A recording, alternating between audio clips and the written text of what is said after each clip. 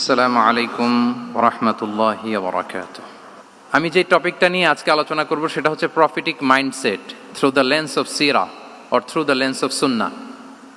রাসূল সাল্লাল্লাহু আলাইহি ওয়াসাল্লাম ওনার মাইন্ডসেট কেমন ছিল? মাইন্ডসেট শব্দটার সাথে আমরা মোটামুটি পরিচিত না, সবাই কি বলেন? মাইন্ডসেট মানে কি? মনস্তত্ত্ব, তাই তো? মানুষের মেন্টাল অ্যাটিটিউড, সে যেভাবে ভাবে, যেভাবে চিন্তা করে, একটা মানুষ তার চারপাশের জগৎটাকে যেভাবে দেখে, যেভাবে ভাবে, যেভাবে চিন্তা করে এবং যেভাবে সে সিদ্ধান্ত নেয়, এটাকে বলে তার mindset, the way of thinking. তো রাসূলুল্লাহ সাল্লাল্লাহু আলাইহি ওয়া আলিহি ওয়াসাল্লামের মাইন্ডসেট কেমন ছিল?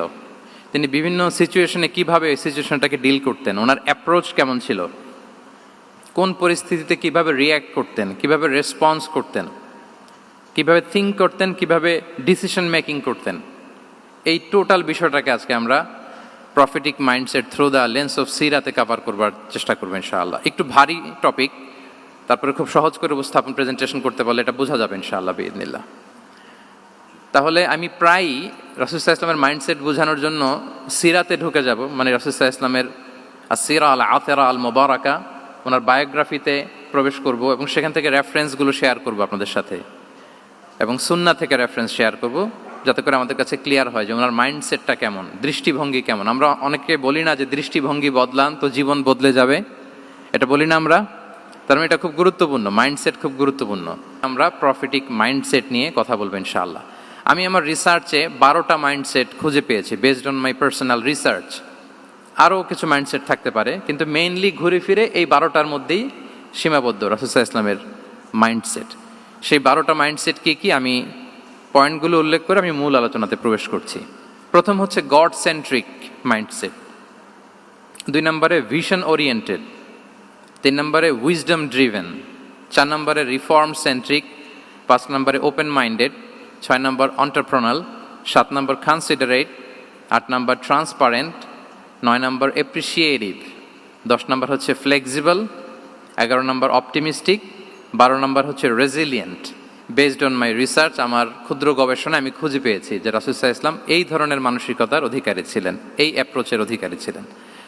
প্রথম যেই মাইন্ডসেটটা নিয়ে আমরা আলোচনা করব সেটা হচ্ছে গড সেন্ট্রিক মাইন্ডসেট বা আল্লাহ সেন্ট্রিক মাইন্ডসেট। অর্থাৎ রাসূল সাল্লাল্লাহু আলাইহি ওয়াসাল্লাম যে কোনো কাজে তিনি আল্লাহ তাআলাকে ফিল করতেন, সব কিছু ছিল আল্লাহ তাআলা কেন্দ্রিক। যাই তিনি করতেন না কেন, একজন মহান সত্তার সন্তুষ্টির জন্যই তিনি সেটা করতেন। তিনি কে? আওয়াজ করে বলুন, তিনি কে? আল্লাহ সুবহানাহু ওয়া তাআলা। তার সন্তুষ্টির জন্যই তিনি সব কিছু করতেন এবং সব সময় তিনি এটা ফিল করতেন যে আমার আসল ভরসা স্থল হচ্ছে আল্লাহ তাআলা। আসল ভরসা স্থল কে? আল্লাহ তাআলা। এবং আল্লাহকেই তিনি ওনার নিজের অভিভাবক হিসেবে সবসময় চিন্তা করতেন এবং তার দয়ার পরশেই যে আমরা বেঁচে আছি, তিনি যে আমাকে আগলে রেখেছেন, সার্বক্ষণিক এটাকে মনের মধ্যে ধারণ করা, সবসময় এই চিন্তাটা ভেতরে লালন করা, এটাকেই বলে গড সেন্ট্রিক মাইন্ডসেট বা আল্লাহ সেন্ট্রিক মাইন্ডসেট। এই মাইন্ডসেটের অধিকারী যদি আপনি হতে পারেন, আপনি একটা ডিভাইন পাওয়ার শিল্ডের ভেতরে থাকবেন, একটা ডিভাইন প্রোটেকশনে থাকবেন। চারিদিকে তুফান, ঝঞ্ঝা, ঝড়, অনেক কিছু, কোনো কিছু আপনাকে স্পর্শ করবে না, কারণ আপনার গড সেন্ট্রিক মাইন্ডসেট আছে। একটা মহাশক্তিধর সত্তার সাথে আপনার সংযোগায়ন আছে, কানেক্টিভিটি আছে। সো প্রথম মাইন্ডসেটটা হচ্ছে গড সেন্ট্রিক মাইন্ডসেট। রাসূল সাল্লাল্লাহু আলাইহি ওয়াসাল্লাম সবসময় সব কিছু আল্লাহ তাআলার সন্তুষ্টির জন্য করতেন এবং তিনি ভাবতেন আমার কেউ না থাক, আল্লাহ আছে। যার কেউ নাই তার কে থাকে? আল্লাহ আছে। এটাই হচ্ছে গড সেন্ট্রিক মাইন্ডসেট। আসুন আমরা সিরাতের ভেতরে ঢুকে যাই, যেহেতু আমরা বলেছি থ্রু দ্য লেন্স অফ সিরা। সিরাতের পরতে পরতে, সুন্নাহর পরতে পরতে আমরা দেখব যে তিনি গড সেন্ট্রিক মাইন্ডসেটের অধিকারী ছিলেন কিনা। আল্লাহর হাবিব সাল্লাল্লাহু আলাইহি ওয়া আলিহি ওয়াসাল্লাম একবার একটা যুদ্ধ থেকে ফেরার পথে মরুভূমির মাঝখানে সেনাবাহিনীকে থামিয়ে বিশ্রামের ঘোষণা দিলেন যে তোমরা একটু বিশ্রাম নাও। তো উনি একটা গাছের নিচে বিশ্রামের জন্য গেলেন এবং সেখানে গাছের ডালে ওনার তলোয়ারটা ঝুলিয়ে রাখলেন, ঝুলিয়ে বিশ্রাম নিতে লাগলেন, ঘুমিয়ে পড়লেন। হঠাৎ এক বেদুইন এসে রাসূল সাল্লাল্লাহু আলাইহি ওয়াসাল্লামের এই কোষবদ্ধ তলোয়ারটা কোষমুক্ত করে এরকম হাতে নিল। রাসূল সাল্লাল্লাহু আলাইহি ওয়াসাল্লাম ঘুম থেকে জেগে উঠলেন। এবার বেদুইন বলতে আরম্ভ করলো, মাইয়ামনাউকা মিন্নি, এই মুহাম্মদ তোমাকে এবার কে বাঁচাবে বলো, এই তো আমার হাতে তলোয়ার, কে বাঁচাবে? সাথে সাথেই আল্লাহর হাবিব সাল্লাল্লাহু আলাইহি ওয়া আলিহি ওয়াসাল্লাম উনি উত্তরে বললেন আল্লাহ। উত্তরে কি বললেন? কোনো চিন্তা ভাবনা নাই যে ওরে আঘাত করা যায় কিনা পাল্টা, বা কোনোভাবে ওর কনফিডেন্স ডাউন করা যায় কিনা, এদিক সেদিক কারো সাপোর্ট চাওয়া যায় কিনা, কোনো দিকে না তাকিয়ে কি বললেন? আল্লাহ। সব সময় তিনি আল্লাহ কেন্দ্রিক ছিলেন। এটাকে বলে গড সেন্ট্রিক মাইন্ডসেট। যে কোনো পরিস্থিতিতে তিনি আল্লাহ যে আমার সাথে আছেন এটা কল্পনা করতেন। এবং সুনানে আবু দাউদের একটি বর্ণনা এসেছে, রাসূল সাল্লাল্লাহু আলাইহি ওয়াসাল্লাম কানা নবী সাল্লাল্লাহু আলাইহি ওয়াসাল্লাম ইযা হাযাবাহু আমরুন সাল্লা, তাকে যখন কোনো জিনিস বিচলিত করত তিনি জায়নামাজের মুসল্লায় দাঁড়িয়ে যেতেন, সালাতের জন্য দাঁড়িয়ে যেতেন। বিপদে পড়লেই আল্লাহর কাছে সেটা সঁপে দিতেন, শেয়ার করতেন। আমরা বর্তমানে কোনো বিপদে পড়লেই কি করি? আগে কোথায় শেয়ার করি? ফেসবুকে। আসলে করা উচিত কার সাথে? হ্যাঁ, আমার স্ত্রীর সাথে শেয়ার করার আগেও শেয়ার করব কার সাথে? আমার বন্ধুর সাথে শেয়ার করার আগেও শেয়ার করব কার সাথে? আল্লাহর সাথে। আমরা যদি হিজরতের ঘটনাটাকে একটু অ্যানালাইজ করি তাহলে দেখব যে গারে সাউরে যখন আল্লাহ রাসূল সাল্লাল্লাহু আলাইহি ওয়াসাল্লাম এবং আবু বকর রাদিয়াল্লাহু তাআলা আনহু ওনারা আশ্রয় নিয়েছিলেন রাত্রিবেলায়, কুরাইশরা যখন খুঁজতেছিল, আবু বকর রাদিয়াল্লাহু তাআলা আনহু বলেন যে কুরাইশদের পা দেখা যাচ্ছে, ওরা যে হেঁটে যাচ্ছে, একটু উকি মারলেই আমাদেরকে দেখা যায়। তিনি অত্যন্ত ভীত সন্ত্রস্ত, তটস্থ, নিজের জন্য নয়, রাসূল সাল্লাল্লাহু আলাইহি ওয়াসাল্লামের সেফটির জন্য। রাসূল সাল্লাল্লাহু আলাইহি ওয়াসাল্লাম আবু বকর রাদিয়াল্লাহু তাআলা আনহুকে বলেন যে আবু বকর চিন্তা করো না, লা তাহসান ইন্নাল্লাহা মা'ানা, আবু বকর চিন্তা করো না, আল্লাহ আমাদের সাথে আছেন। সুবহানাল্লাহ। আমাদের সাথে কে আছেন? আল্লাহ আমাদের সাথে আছেন। এটা হচ্ছে গড সেন্ট্রিক মাইন্ডসেটের উদাহরণ।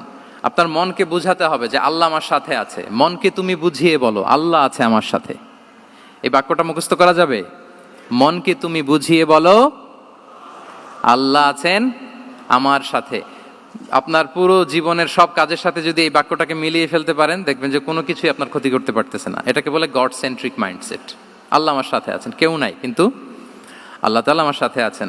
এবং গড সেন্ট্রিক মাইন্ডসেটের সবচেয়ে বড় সুবিধা হচ্ছে আপনার মনে কখনো হতাশা কাজ করবে না, হতাশা বাঁধবে না, কারণ আপনার সাথে এক মহাশক্তিধরের কানেক্টিভিটি আছে। তিনি কে বলুন তো আওয়াজ করে? তিনি আল্লাহ। হতাশা আসবে না। এই যে আমাদের জাতীয় জীবনের এখন সবচাইতে বড় বড় সমস্যাগুলোর যদি আমরা লিস্ট করি, একটা বড় সমস্যা হচ্ছে ডিপ্রেশন, তাই না? আমরা ডিপ্রেশনে ভুগি না? আপনাদের ডিপ্রেশন হয় কখনো? আচ্ছা, ডিপ্রেশন কাকে বলে আগে বলে। ডিপ্রেশন হচ্ছে আপনার আর আপনার রবের মাঝে যে দূরত্ব, এটার নাম ডিপ্রেশন। আই রিপিট, আমার আর আমার রবের মাঝে যে গ্যাপ, আমাদের সম্পর্কের যে দূরত্ব, এটার নাম কি? ডিপ্রেশন। আপনি যত আল্লাহর সাথে সম্পর্ক জোরদার করতে পারবেন, ডিপ্রেশন আপনার থেকে দৌড়ে পালাবে। এজন্য আমাদের বিশ্বাসীদের জীবনে কোনো ডিপ্রেশন নাই। আছে? আমাদের ডিকশনারিতে কোনো ডিপ্রেশন আছে বলেন তো? আমাদের সাথে আল্লাহর সম্পর্ক কেমন বলেন? মজবুত? আলহামদুলিল্লাহ পড়ুন সবাই। তাহলে ডিপ্রেশন হচ্ছে আপনার আর আপনার রবের মাঝে যে দূরত্ব, এই দূরত্ব দূর করে দেন, ডিপ্রেশন আপনিই পালাবে।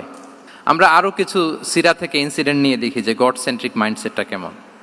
দ্বিতীয় হিজরিতে যে বদরের যুদ্ধ হলো, সে বদরের যুদ্ধে ইবনে মাসউদ রাদিয়াল্লাহু তাআলা আনহু তিনি বর্ণনা করেন যে আল্লাহ রাসূল সাল্লাল্লাহু আলাইহি ওয়াসাল্লাম আগামীকাল যুদ্ধ, এর আগের দিন রাতে তিনি হাত তুলে এরকম দোয়া করতেছিলেন। আমরা তো এইভাবে দোয়া করি। আল্লাহর হাবিব সাল্লাল্লাহু আলাইহি ওয়া আলিহি ওয়াসাল্লাম তিনি দোয়া করতে করতে ইমোশনালি হাত এরকম উঁচু করে, হাত্তা ইউরা বায়াদু ইবতাইহি, বগলের শুভ্রতা দেখা যাচ্ছিল, উনি দোয়া করতেছিলেন আল্লাহুম্মা আনজিজ লি মা ওয়া'আতানি, আল্লাহুম্মা আতিনি মা ওয়া'আতানি, আল্লাহ তুমি যে বিজয় দিবে বলে প্রতিশ্রুতি করেছিল, ওই বিজয় আমাদেরকে দাও, ওই ভিক্টরি আমাদেরকে দাও। দোয়া করছিলেন। সাইয়েদনা আলী রাদিয়াল্লাহু তাআলা আনহু উনি বর্ণনা করছেন যে বদরের যুদ্ধের আগের রাতে আমরা সবাই ঘুমোচ্ছিলাম, কিন্তু রাসূল সাল্লাল্লাহু আলাইহি ওয়াসাল্লামকে দেখলাম যে না, উনি হাত তুলে শুধু আল্লাহর কাছে কান্না করছেন, দোয়া করছেন। আবু বকর রাদিয়াল্লাহু তাআলা আনহু উনি বলেন যে আমি যে দেখলাম যে তিনি ফজর পর্যন্ত দোয়া চালিয়েই যাচ্ছিলেন, দোয়া চালিয়েই যাচ্ছিলেন, দোয়া কন্টিনিউ করছিলেন তিনি। এবং দোয়া করতে করতে রাসূল সাল্লাল্লাহু আলাইহি ওয়াসাল্লাম এতটাই ইমোশনাল হয়ে গেলেন যে ওনার গায়ের চাদরটা নিচে পড়ে গেল।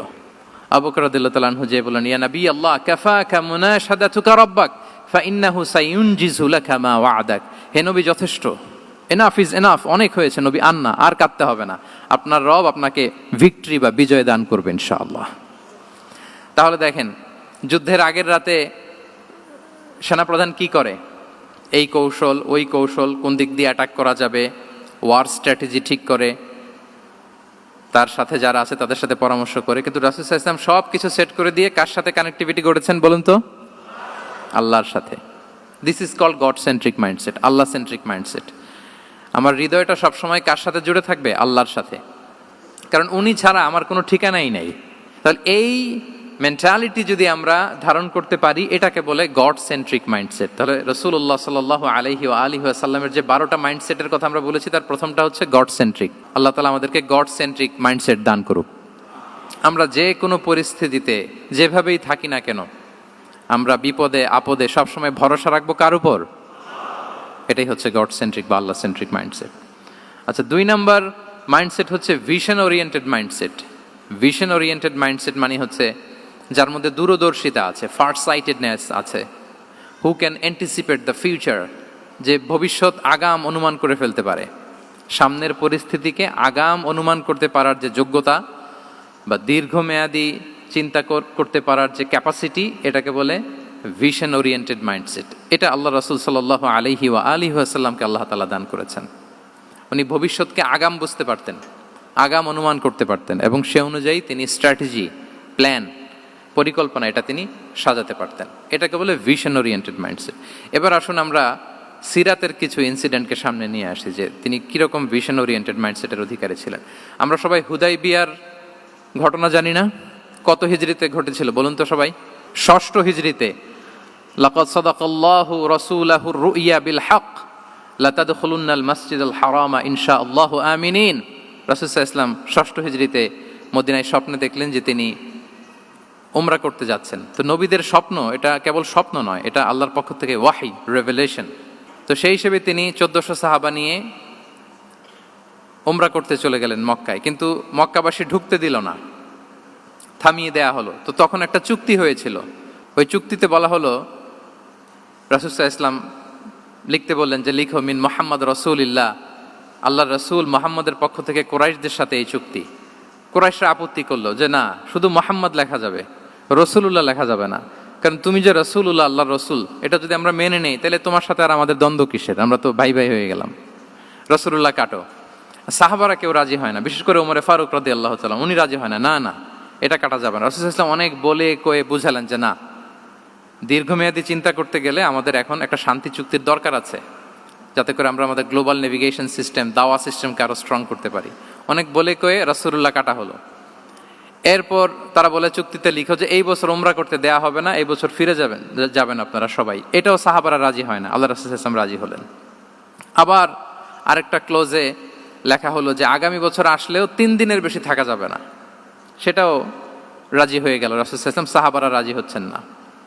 এরপর মক্কা থেকে কোনো লোক মদিনায় গেলে মদিনাবাসী তাকে রাখতে পারবে না, ফেরত দিতে হবে। কিন্তু মদিনা থেকে কোনো লোক মক্কায় আসলে মক্কাবাসী তাকে ফেরত দিতে বাধ্য থাকবে না। দেখেন, একটার পর একটা মুসলমানদের বিরুদ্ধে সব ক্লোজ যাচ্ছে, কোনো সাহাবীরাই রাজি হচ্ছেন না। কিন্তু আল্লাহ রাসূল সাল্লাল্লাহু আলাইহি ওয়া আলিহি ওয়াসাল্লাম তিনি বললেন যে না, লিখো লিখো।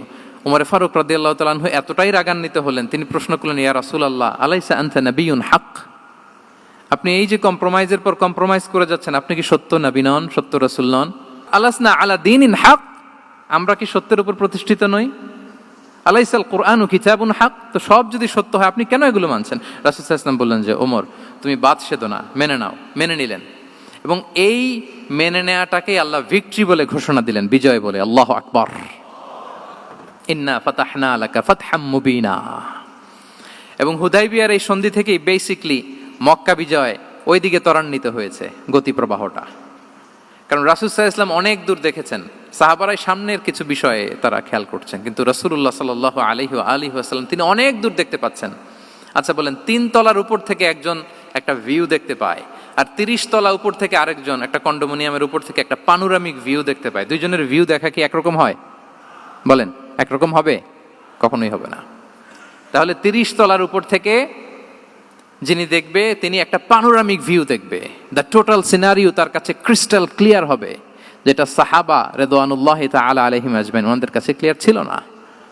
এবং ঠিকই এই যে এটা তো বেশি দিন স্থায়ীও হয়নি, 6ষ্ঠ হিজরি থেকে 8ম হিজরি, মাত্র 3 বছরের ব্যবধানে রাসূল সাল্লাল্লাহু আলাইহি ওয়াসাল্লাম যত রিজিওনাল সুপার পাওয়ার ছিল, ওয়ার্ল্ড সুপার পাওয়ার ছিল, পার্সিয়ান এম্পায়ার, তারপর Roman empire, Byzantine empire, Egyptian empire, সব এম্পায়ারদের কাছে চিঠি পাঠিয়েছেন, সালামুন আলা মান ইত্তাবা আল হুদা আসলিম তাসলাম। এবং ইসলামের এক্সপান্ড হয়েছে, ওনার গ্লোবাল নেভিগেশন সিস্টেম উনি চালু করেছেন। এর কারণ কি? উনি ছিলেন ভিশন ওরিয়েন্টেড মাইন্ডসেটের অধিকারী, দূরদর্শী, অনেক দূর দেখতে পেতেন, অনেক দূর তিনি দেখতে পেতেন, দীর্ঘমেয়াদী তিনি পরিকল্পনা করতে পারতেন। এটা হচ্ছে ভিশন ওরিয়েন্টেড মাইন্ডসেট যারা হয় তাদের ক্যারেক্টারিস্টিক্স বা ফিচার। আরও একটা উদাহরণ দেই, আপনারা কি বলতে পারেন আবিসিনিয়াতে নবুয়তি কত সালে সাহাবারা হিজরতে গিয়েছিল? বলতে পারবেন কেউ? হ্যাঁ, নবুয়তি কত সালে?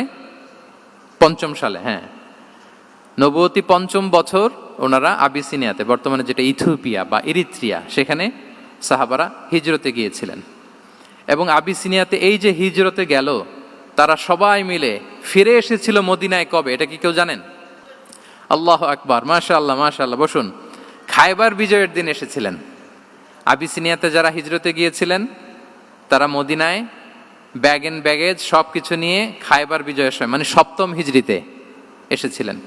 তো রাসূল সাল্লাল্লাহু আলাইহি ওয়াসাল্লাম যখন মক্কা থেকে মদিনায় হিজরত করলেন, সব সাহাবারা মদিনায় চলে আসছেন। মদিনায় এখন একটা ইসলামিক সোসাইটি, ইসলামিক স্টেট। বদরের যুদ্ধে মুসলমানদের বিজয়, খন্দকে বিজয়, খন্দক তো 5মে। তারপরে ওনারা কেন আসে না বলেন তো? আসেনি। 7ম হিজরিতে এসেছেন জাফর রাদিয়াল্লাহু তাআলা আনহুর নেতৃত্বে, সাইয়েদনা আলী রাদিয়াল্লাহু তাআলা আনহুর আপন ভাই, বড় ভাই, ওনার নেতৃত্বে যখন 7ম হিজরিতে ওখানে যাওয়ার 15 বছর পর যখন তারা সবাই ফিরলেন, রাসূল সাল্লাল্লাহু আলাইহি ওয়াসাল্লাম এত খুশি হলেন, তিনি বললেন, মা আদরি বিআইয়িহিমা আনা আফরাহ বিফাতহি খাইবার আও বিকুদুমি জাফর।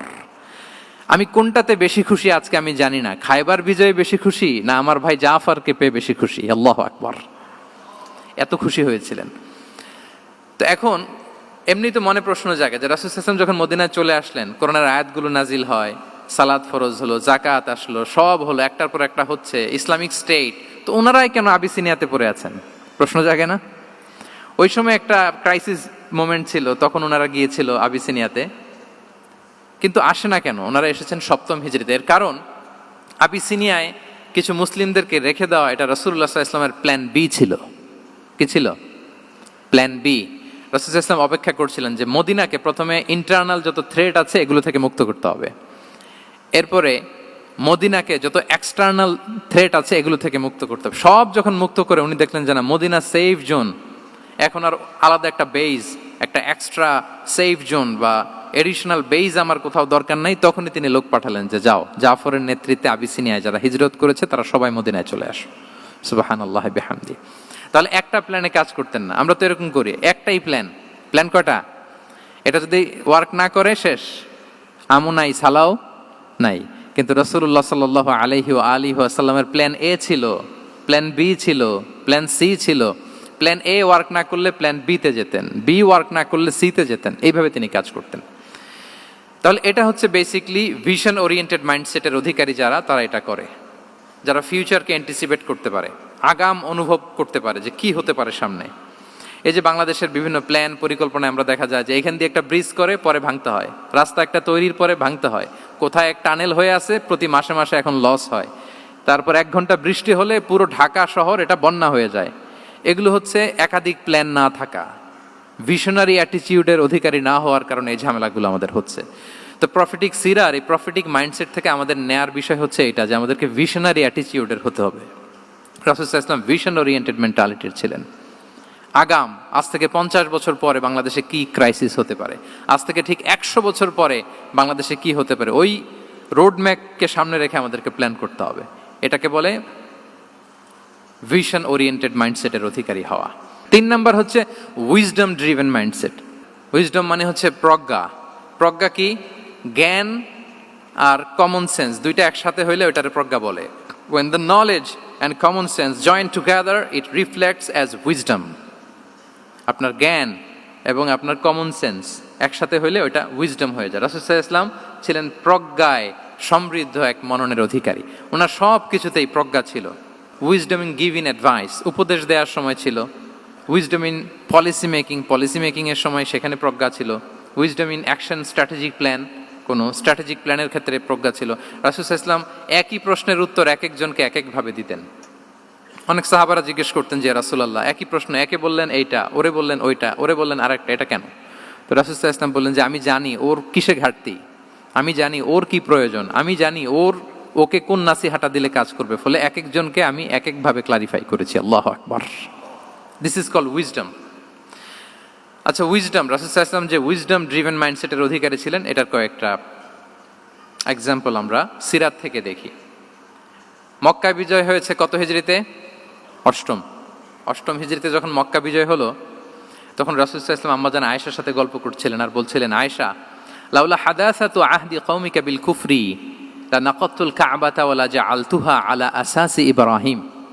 আয়েশা, তোমার এই মক্কাবাসী, তোমার এলাকার লোকজন যদি একটা কেওস সৃষ্টি না করতো, তাহলে কাবার যে আসল শেপ, আমি ওই আসল শেপে এটাকে ফেরত নিতাম, কিন্তু নিতে গেলে এখন একটা ঝামেলা বাঁধবে, এজন্য নিব না। ব্যাপারটা হচ্ছে, আমরা এখন যে কাবাটাকে দেখি, এটা হচ্ছে স্কয়ার আকৃতির। স্কয়ার মানে কি? বর্গাকৃতি, তাই তো? বর্তমান কাবা কোন আকৃতির বলেন তো? একটা বড় কিউবের সাইজ না? দূর থেকে দেখলে মনে হয় একটা বড় কিউবের সাইজ, কিউবের আকৃতি মানে স্কয়ার, চতুর্ভুজ। কিন্তু সাইয়েদনা ইব্রাহিম আলাইহিস সালাম যে কাবা নির্মাণ করেছিলেন, এটা কিন্তু এরকম কিউব ছিল না, ওটা ছিল রেক্ট্যাঙ্গেল। রেক্ট্যাঙ্গেল ছিল, মানে আয়তাকৃতির ছিল, এরকম লম্বা। এই যে এই টেবিলটা যেরকম, টেবিলের যে শেপ এরকম ছিল, এরকম লম্বা কাবাঘর ছিল আয়তাকৃতির। কিন্তু এখন এটা কমে স্কয়ার আকৃতির হয়ে গেছে। এর কারণটা কি? কাবা একবার ওখানে অগ্নিকাণ্ড ঘটার কারণে ধ্বংস হয়েছিল, ফলে কাবাকে আবার রিনোভেশন করা লেগেছিল, পুনর্নির্মাণ। তো কুরাইশরা সিদ্ধান্ত নিয়েছিল, কাবা পুনর্নির্মাণে আমরা কোনো হারাম টাকা ইউজ করব না, যার কাছে যত হালাল টাকা আছে নিয়ে আসা হলো। কিন্তু হালাল টাকা যতটুকু জমা হয়েছে, এটা দিয়ে পুরো কাবা নির্মাণ হয় না, অর্ধেক হয়। ফলে কাবা যে আয়তাকৃতির ছিল, সেটা না হয়ে গেছে কি বলেন? বর্গাকৃতির, মানে স্কয়ার। ওই স্কয়ার কাবাই আজ পর্যন্ত রয়ে গেছে। কিন্তু ওই যে আয়তক্ষেত্রের যে শেপের মধ্যে যতটুকু জায়গা বাকি ছিল, ওইখানে দেখবেন একটা ক্রিসেন্টের মতো আছে, হেজরে ইসমাইল, হাতিমে কাবা বলে। ওইটার ভিতরে নামাজ পড়া আর কাবার ভিতরে নামাজ পড়া একই হুকুম। ওইটার ভিতরে নামাজ পড়া আর কাবার ভিতরে নামাজ পড়া কি একই হুকুম। ফলে ওই হাতিমের ভেতরে ফরজ সালাত আদায় হয় না, নফল সুন্নাত পড়া যায়। এমনকি কাবার ভেতরেও ফরজ সালাত আদায় করলে আদায় হবে না, কারণ নামাজের ফরজের মধ্যে একটা ফরজ হচ্ছে ইলা জিহাতিল কাবা, টু দ্য ডাইরেকশন অফ কেবলা। আপনার কেবলা মুখী হইতে হবে না। আপনি তো কাবার ভিতরে ঢুকে গেছেন, এখন কাবা কোন দিকে? কাবা তো নাই, বের হইতে হবে। বের হয়ে কাবা মুখী হলে সালাত হবে। I think you got the point. তো তাহলে রাসূল সাল্লাল্লাহু আলাইহি ওয়াসাল্লামের উইজডম বা প্রজ্ঞাটা এখানে দেখেন। আম্মাজান আয়েশা রাদিয়াল্লাহু তাআলা আনহাকে উনি বললেন যে, আয়েশা, মক্কা তো বিজয় হলো, মক্কার কন্ট্রোল তো এখন আমার হাতে। চাইলে আমি কাবাকে ভেঙে সেই ইব্রাহিম আলাইহিস সালামের যে বেইজ, এরকম লম্বা করে শেপ দিতে পারি, কিন্তু দিব না। কেননা দিলে মক্কা একটা ক্যাওস হতে পারে। কি হতে পারে? কারণ তারা একেবারে ভেরি রিসেন্ট মুসলমান হয়েছে, তারা না বুঝেই বলবে যে সেই আদি কাবা, মুহাম্মদ এই কাবার অপমান করেছে, কাবাকে ভুলুণ্ঠিত করেছে, সম্মানকে নষ্ট করেছে, এরকম একটা কোশ্চেন রাইজ করতে পারে। এই জন্য আমি করলাম না। সুবহানাল্লাহ। This is called wisdom. এটাকে কি বলে? প্রজ্ঞা। এটাকে প্রজ্ঞা বলে। তাহলে আপনার জ্ঞান এবং আপনার কমন সেন্স দুইটা যখন কানেক্ট করে, তখন সেটা প্রজ্ঞা হয়। প্রজ্ঞার আরেকটা উদাহরণ যদি দেই সিরাত থেকে, রাসূল সাল্লাল্লাহু আলাইহি ওয়াসাল্লামের যে কনফ্লিক্ট রিজলভিং ক্যাপাসিটি ছিল, যখন কাবাকে পুনর্নির্মাণ করা হচ্ছে, তখন হাজরে আসওয়াদকে বের করা লেগেছিল, এবং রিনোভেশন শেষে আবার হাজরে আসওয়াদকে তার জায়গা মতো, মানে ব্ল্যাক স্টোন, যেটাতে চুমু দিলে মানুষের গুনাহ মাফ হয়ে যায়, হাজরে আসওয়াদ, চিনতে পেরেছেন না? ফলে অনেক বোনেরা যাদের জন্য হেজাব নিকাব মেনটেন করা হচ্ছে ফার্জ, পর্দার কোনো বালাই নাই, পুরুষের সাথে ধাক্কা ধাক্কি করে তার শরীর মিশে যাচ্ছে, গা মিশে যাচ্ছে, ধাক্কা ধাক্কি করে একটা সুন্নতের জন্য ফরজকে স্যাক্রিফাইস করে ফেলতেছে। মানে ফোকাস ঠিক নাই আর কি, কোথায় যে কোনটা করতে হবে ওইটাই ভুলে গেছে। তো এই হাজরে আসওয়াদ পাথরকে আবার জায়গা মতো রাখতে হবে। এখন কে রাখবে, এই নিয়ে মারামারি মক্কায়। বড় বড় চারটা গোত্র বলে, এই গোত্র বলে আমি রাখবো, এই গোত্র বলে আমি রাখবো, আরেক গোত্র বলে রক্তের গঙ্গা বইয়ে দেব মক্কায়, কিন্তু এই সম্মান অন্যকে নিতে দিব না, কারণ ইটস ভেরি প্রেস্টিজিয়াস ইস্যু, যে আমাদের গোত্র এই ব্ল্যাক স্টোন হাজরে আসওয়াদকে নিয়ে জায়গা মতো রেখেছে, এটা কাউকে দিব না। তো সবাই যখন মারমুখী, তখন আল্লাহ রাসূল সাল্লাল্লাহু আলাইহি ওয়া আলিহি ওয়াসাল্লাম তিনি সমাধান দিলেন যে মারামারির দরকার নাই, একটা চাদর নিয়ে আসো। নিয়ে আসা হলো। 4 গোত্রের 4 লিডারকে বললেন, চাদরের 4 কোণা ধরো। চারজন চার কোণা ধরলো, রাসূল সাল্লাল্লাহু আলাইহি ওয়াসাল্লাম তিনি পাথরটা নিয়ে মাঝখানে রাখলেন। এবার চার নেতাকে বললো, আসো, জাতীয় চার নেতা চলে আসো, কাবার সামনে চলে আসলো। এরপরে আল্লাহ রাসূল সাল্লাল্লাহু আলাইহি ওয়াসাল্লাম ওনার মোবারক হাত দিয়ে, বরকতময় হাত দিয়ে হাজরা আসওয়াদকে নিয়ে নিজ হাতে রাখলেন। এবার সবাই হ্যাপি, কারণ অংশগ্রহণ করতে পারছে। আসলে সব মূল স্ট্যাটাস কিন্তু চলে গেছে রাসূলের দিকে, নাকি? ওরা তো এটা টাচও করতে পারে নাই, পারছে? ওরা চাদর ধরেই হ্যাপি, কিন্তু পাথরটা ধরেছিল কে? রাসূল সাল্লাল্লাহু আলাইহি ওয়াসাল্লাম। চাদরে রেখেছিল কে? রাসূল সাল্লাল্লাহু আলাইহি ওয়াসাল্লাম। চাদর থেকে নিয়ে আবার কাবা ঘরে সেট করেছিল কে? রাসূলুল্লাহ সাল্লাল্লাহু আলাইহি ওয়া আলিহি ওয়াসাল্লাম। এভাবে উনি কনফ্লিক্ট রিজলভ করতেন থ্রু হিজ উইজডম, ওনার প্রজ্ঞার মধ্য দিয়ে। আমরা যদি তায়েফের ঘটনা দেখি, রক্তাক্ত হয়েছেন, পাহাড় রক্ষী ফেরেশতারা এসে বলেছে, রাসূলুল্লাহ জাস্ট অর্ডার করেন, আমরা কলাপস করবো এমন ভাবে the entire Taif city will be collapsed, একেবারে স্ম্যাশ করে দিব, পাউডার হয়ে যাবে।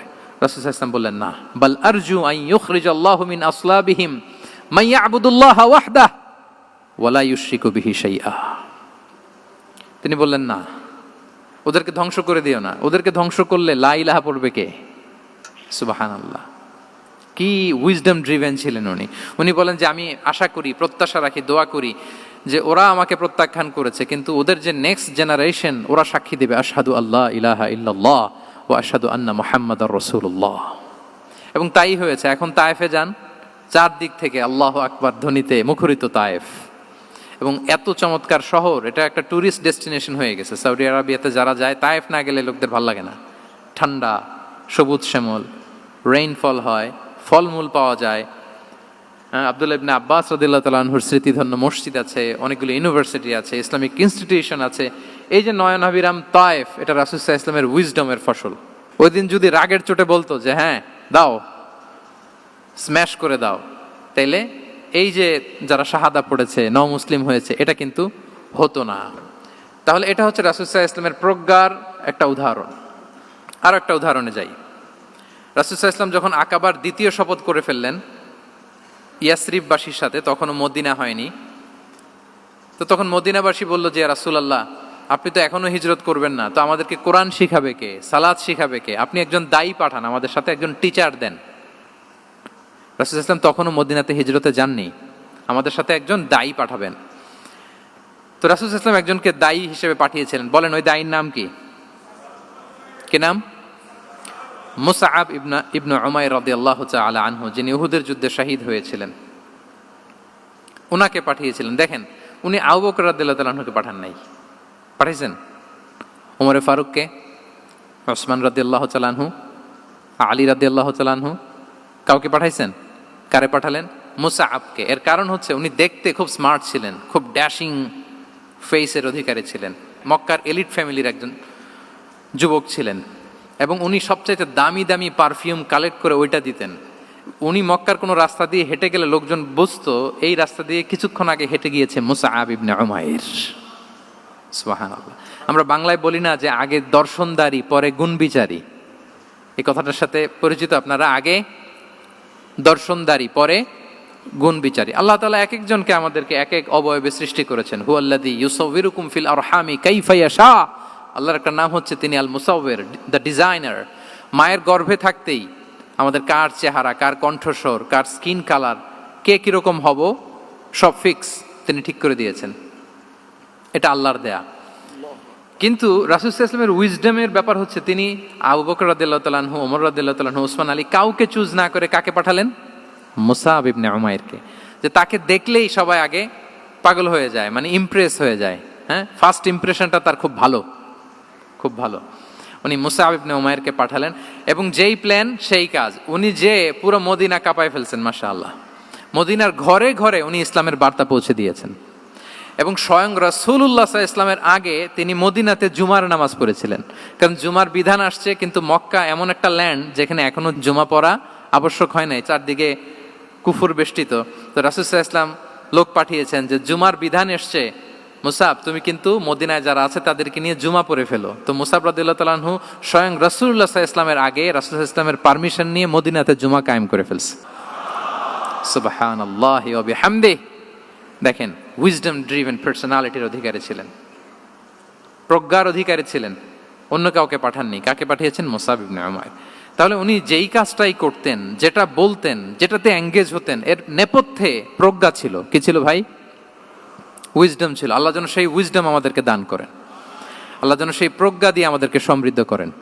আমরা সবাই পড়ি আমিন। 4 নাম্বার হচ্ছে রিফর্ম সেন্ট্রিক মাইন্ডসেট। মানে রাসূল সাল্লাল্লাহু আলাইহি ওয়াসাল্লাম সংস্কারবাদী ছিলেন আর কি। ভুলভাল দেখলে রিফর্ম করতেন, ইসলাহ করতেন, সংস্কার। এখন তো এই যে অনেকগুলো সংস্কার কমিটি হলো দেখলাম বাংলাদেশে, খুব সুন্দর, বিভিন্ন বিষয়ে সংস্কার হচ্ছে। এবং স্বাধীনতার পরে আমাদের বয়স তো আর বেশি না, মানে সব দলের লোকেরা মিলে একসাথে এরকম বসা, এরপর রাষ্ট্রীয় ইস্যু নিয়ে ডিসকাস করা, এরপর মাঝে মাঝে আবার ওয়ার্কআউট করা, আবার একটু মিষ্টি ঝগড়া করা, আবার একটু ফান করা, এই সব কিছুর মধ্য দিয়ে জাতির জন্য ভাবা, নতুন নতুন চিন্তা প্রণয়ন। That's very good, I do appreciate, এটা দরকার। এমন বাংলাদেশই তো আমরা চেয়েছিলাম, ঠিক কিনা বলেন? এই যে রিফর্ম হচ্ছে, এটা অ্যাপ্রিসিয়েবল। রাসূল সাল্লাল্লাহু আলাইহি ওয়াসাল্লামের কিন্তু এই রিফর্ম সেন্ট্রিক মাইন্ডসেট ছিল। অন্যায় দেখলে, ভুলভাল দেখলে, অসঙ্গতি দেখলে, ইনকনসিস্টেন্সি দেখলে শুধরে দিতেন। শুদ্ধাচার অভিযান চালিয়েছেন মক্কাতেও মদিনাতেও, রিফর্ম করতেন। সব খারাপকে তিনি ভালো দিয়ে পরিবর্তন করে দিতেন। আসুন সিরাতের আয়নায়, থ্রু দ্য লেন্স অফ সিরা, আমরা দেখি কিভাবে পরিবর্তন করতেন। রাসূল সাল্লাল্লাহু আলাইহি ওয়াসাল্লামের একটা আদাত বা হ্যাবিট ছিল, তিনি কোনো ব্যক্তির বা কোনো স্থানের কোনো বাজে নাম বা খারাপ নাম দেখলে ওটা ভালো নামে চেঞ্জ করে দিতেন। মক্কা থেকে মদিনায় হিজরতের আগে মদিনার নাম ছিল ইয়াসরিব। কি ছিল? ইয়াসরিব মানে হচ্ছে প্রতিশোধ বা নিন্দা বা ক্ষোভ বা ভর্ৎসনা, সবগুলোই খুব বাজে মিনিং ডিনোট করে। রাসূল সাল্লাল্লাহু আলাইহি ওয়াসাল্লাম বললেন, আমি যেই শহরে হিজরত করব এই শহরের নাম ক্ষোভ, এই শহরের নাম হিংসা, এটা হইতে পারে? বলেন। রাহমাতাল লিল আলামিন, হ্যাঁ, mercy and peace for the entire universe করে যাকে আল্লাহ পাঠিয়েছেন, উনি যেই শহরে থাকবেন ওই শহরের নাম প্রতিশোধের শহর, এটা হবে? উনি শহরের নাম চেঞ্জ করে দিলেন। উনি শহরের নাম দিলেন মদিনাতুন নবী। কি দিলেন? মদিনাতুন নবী, অথবা তবা তয়্যিবা, চেঞ্জ করে দিলেন, পরিবর্তন করে দিলেন। এক এলাকায় যে বিষ্ণু ইসলাম দেখলেন যে গাছপালা হয় না, উনি বললেন মাসমু হাযিহিল আরদ, এই জায়গার নাম কি? সবাই বলে ইসমুহা গাদেরা। গাদেরা মানে হচ্ছে মাকান লা নাবাতা ফিহি ওয়ালা শাজার, এমন জায়গা যেখানে ঘাস লতাপাতা কিছুই জন্মায় না। রাসূল সাল্লাল্লাহু আলাইহি ওয়াসাল্লাম বললেন, এই জন্যই তো ঘাস জন্মায় না, নাম তো রাখছো খুব বাজে একটা নাম। রাসূল সাল্লাল্লাহু আলাইহি ওয়াসাল্লাম বললেন, আজ থেকে এলাকার নাম গাদেরা নয়, এলাকার নাম আজকে থেকে খাদেরা। কি নাম? খাদেরা মানে কি বলেন? সবুজ, গ্রিন, এভারগ্রিন, সবুজ শ্যামল। এবং রাসূল সাল্লাল্লাহু আলাইহি ওয়াসাল্লাম যখন গ্রিন ল্যান্ড নাম দিয়ে দিলেন, এরপর থেকে সবুজ শ্যামল করে আল্লাহ জায়গাটাকে বরকতময় করে দিলেন। Changing names. এক সুন্দরী নারীকে বললেন মাসমুকি, কি নাম? বলে আসিয়া। আসিয়া মানে অবাধ্য।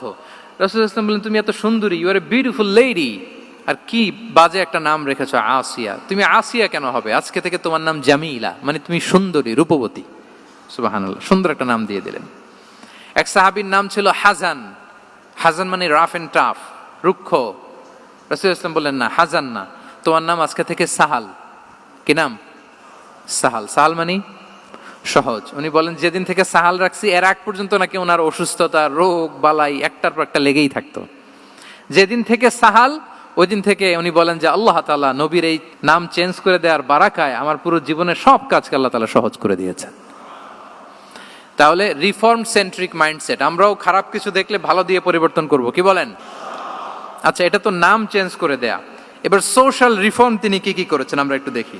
তিনি যখন যুবক, মক্কায় এক ইয়ামানি লোক ব্যবসা করতে এসে তার প্রোডাক্ট বিক্রি করার পরে, আস ইবনে ওয়াইল নামে এক লোকের কাছে বিক্রি করার পরে যখন দাম চাইতে গেল, আস বলে, আরে বেটা, আমরা মক্কার সন্তান, আমরা দাম দিব না। তো সে ভাবলো হয়তো আমার সাথে ঠাট্টা করেছে, হজের মৌসুম যাক, বেচাকেনা শেষ করে যাওয়ার পথে দামটা নিয়ে যাব।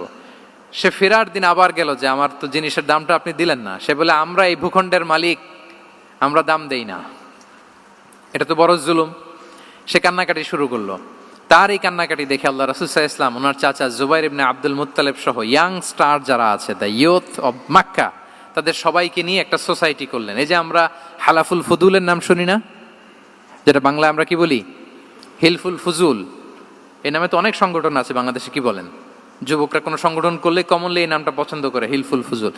আসলে এটার মূল নাম ছিল হালাফুল মুত্তাইয়িবিন। তিব মানে হচ্ছে রং। রাসূল সাল্লাল্লাহু আলাইহি ওয়াসাল্লাম সবাই মিলে, তখন জাহিলি যুগে একটা কালচার ছিল, বালতি ভর্তি রঙের ভেতরে হাত ঢুকিয়ে দিত, দিয়ে এই রং সমেত হাতটা তারা পাথরের মধ্যে লাগাতো, সবার হাত ওইখানে দিত, মানে আমরা হাতে হাত রেখে কমিটেড, আমরা ঐক্যবদ্ধ হলাম। সেখান থেকে হয়েছে হালাফুল মুত্তাইবিন থেকে হালাফুল ফুদুল। ওনারা বলল যে না, আমরা সবাই থাকবো মা আল মাজলুমি দিদ্দা জালেম, আমরা মজলুমের পক্ষে থাকবো, জালেমের বিপক্ষে থাকবো। এবং যেই প্রতিজ্ঞা ওই কাজ, সবাই মিলে আস ইবনে ওয়াইলকে ধরলো, তার কাছ থেকে টাকা আদায় করে ওই ইয়ামানি ব্যবসায়ীর কাছে পৌঁছে দিয়ে তিনি মাজলুমকে সহায়তা করেছেন। সুবহানাল্লাহ। এবং এই টেন্ডেন্সি, এই জুলুম, চাঁদাবাজি যেগুলো ছিল মক্কার জমিনে, রাসূল সাল্লাল্লাহু আলাইহি ওয়াসাল্লাম এই সোশ্যাল রিফর্মের মাধ্যমে এটাকে সংস্কার করেছেন। তাহলে এই যে রিফর্ম সেন্ট্রিক আমাদের হইতে হবে। আমাদের সমাজেও এখন চাঁদাবাজি আছে না নাই বলেন? খুন খারাপি আছে না নাই? সামাজিক অনাচার? তাহলে ঐক্যবদ্ধ হইতে হবে আমাদেরকে রিফর্মের জন্য। যুবক যারা আমরা আছি, যাদেরকে আল্লাহ আমাদের বলার সুযোগ দিয়েছে, লেখার সুযোগ দিয়েছে, ফিল্ডে কাজের সুযোগ দিয়েছে, আমরা সবসময় মজলুমের পক্ষে থাকব, আমরা সবসময় জালেমের বিপক্ষে থাকব। আমাদের নীরবতা আর আমাদের নিশ্চুপ থাকাই জালিমদেরকে আরো বড় বড় জালিম বানিয়েছে।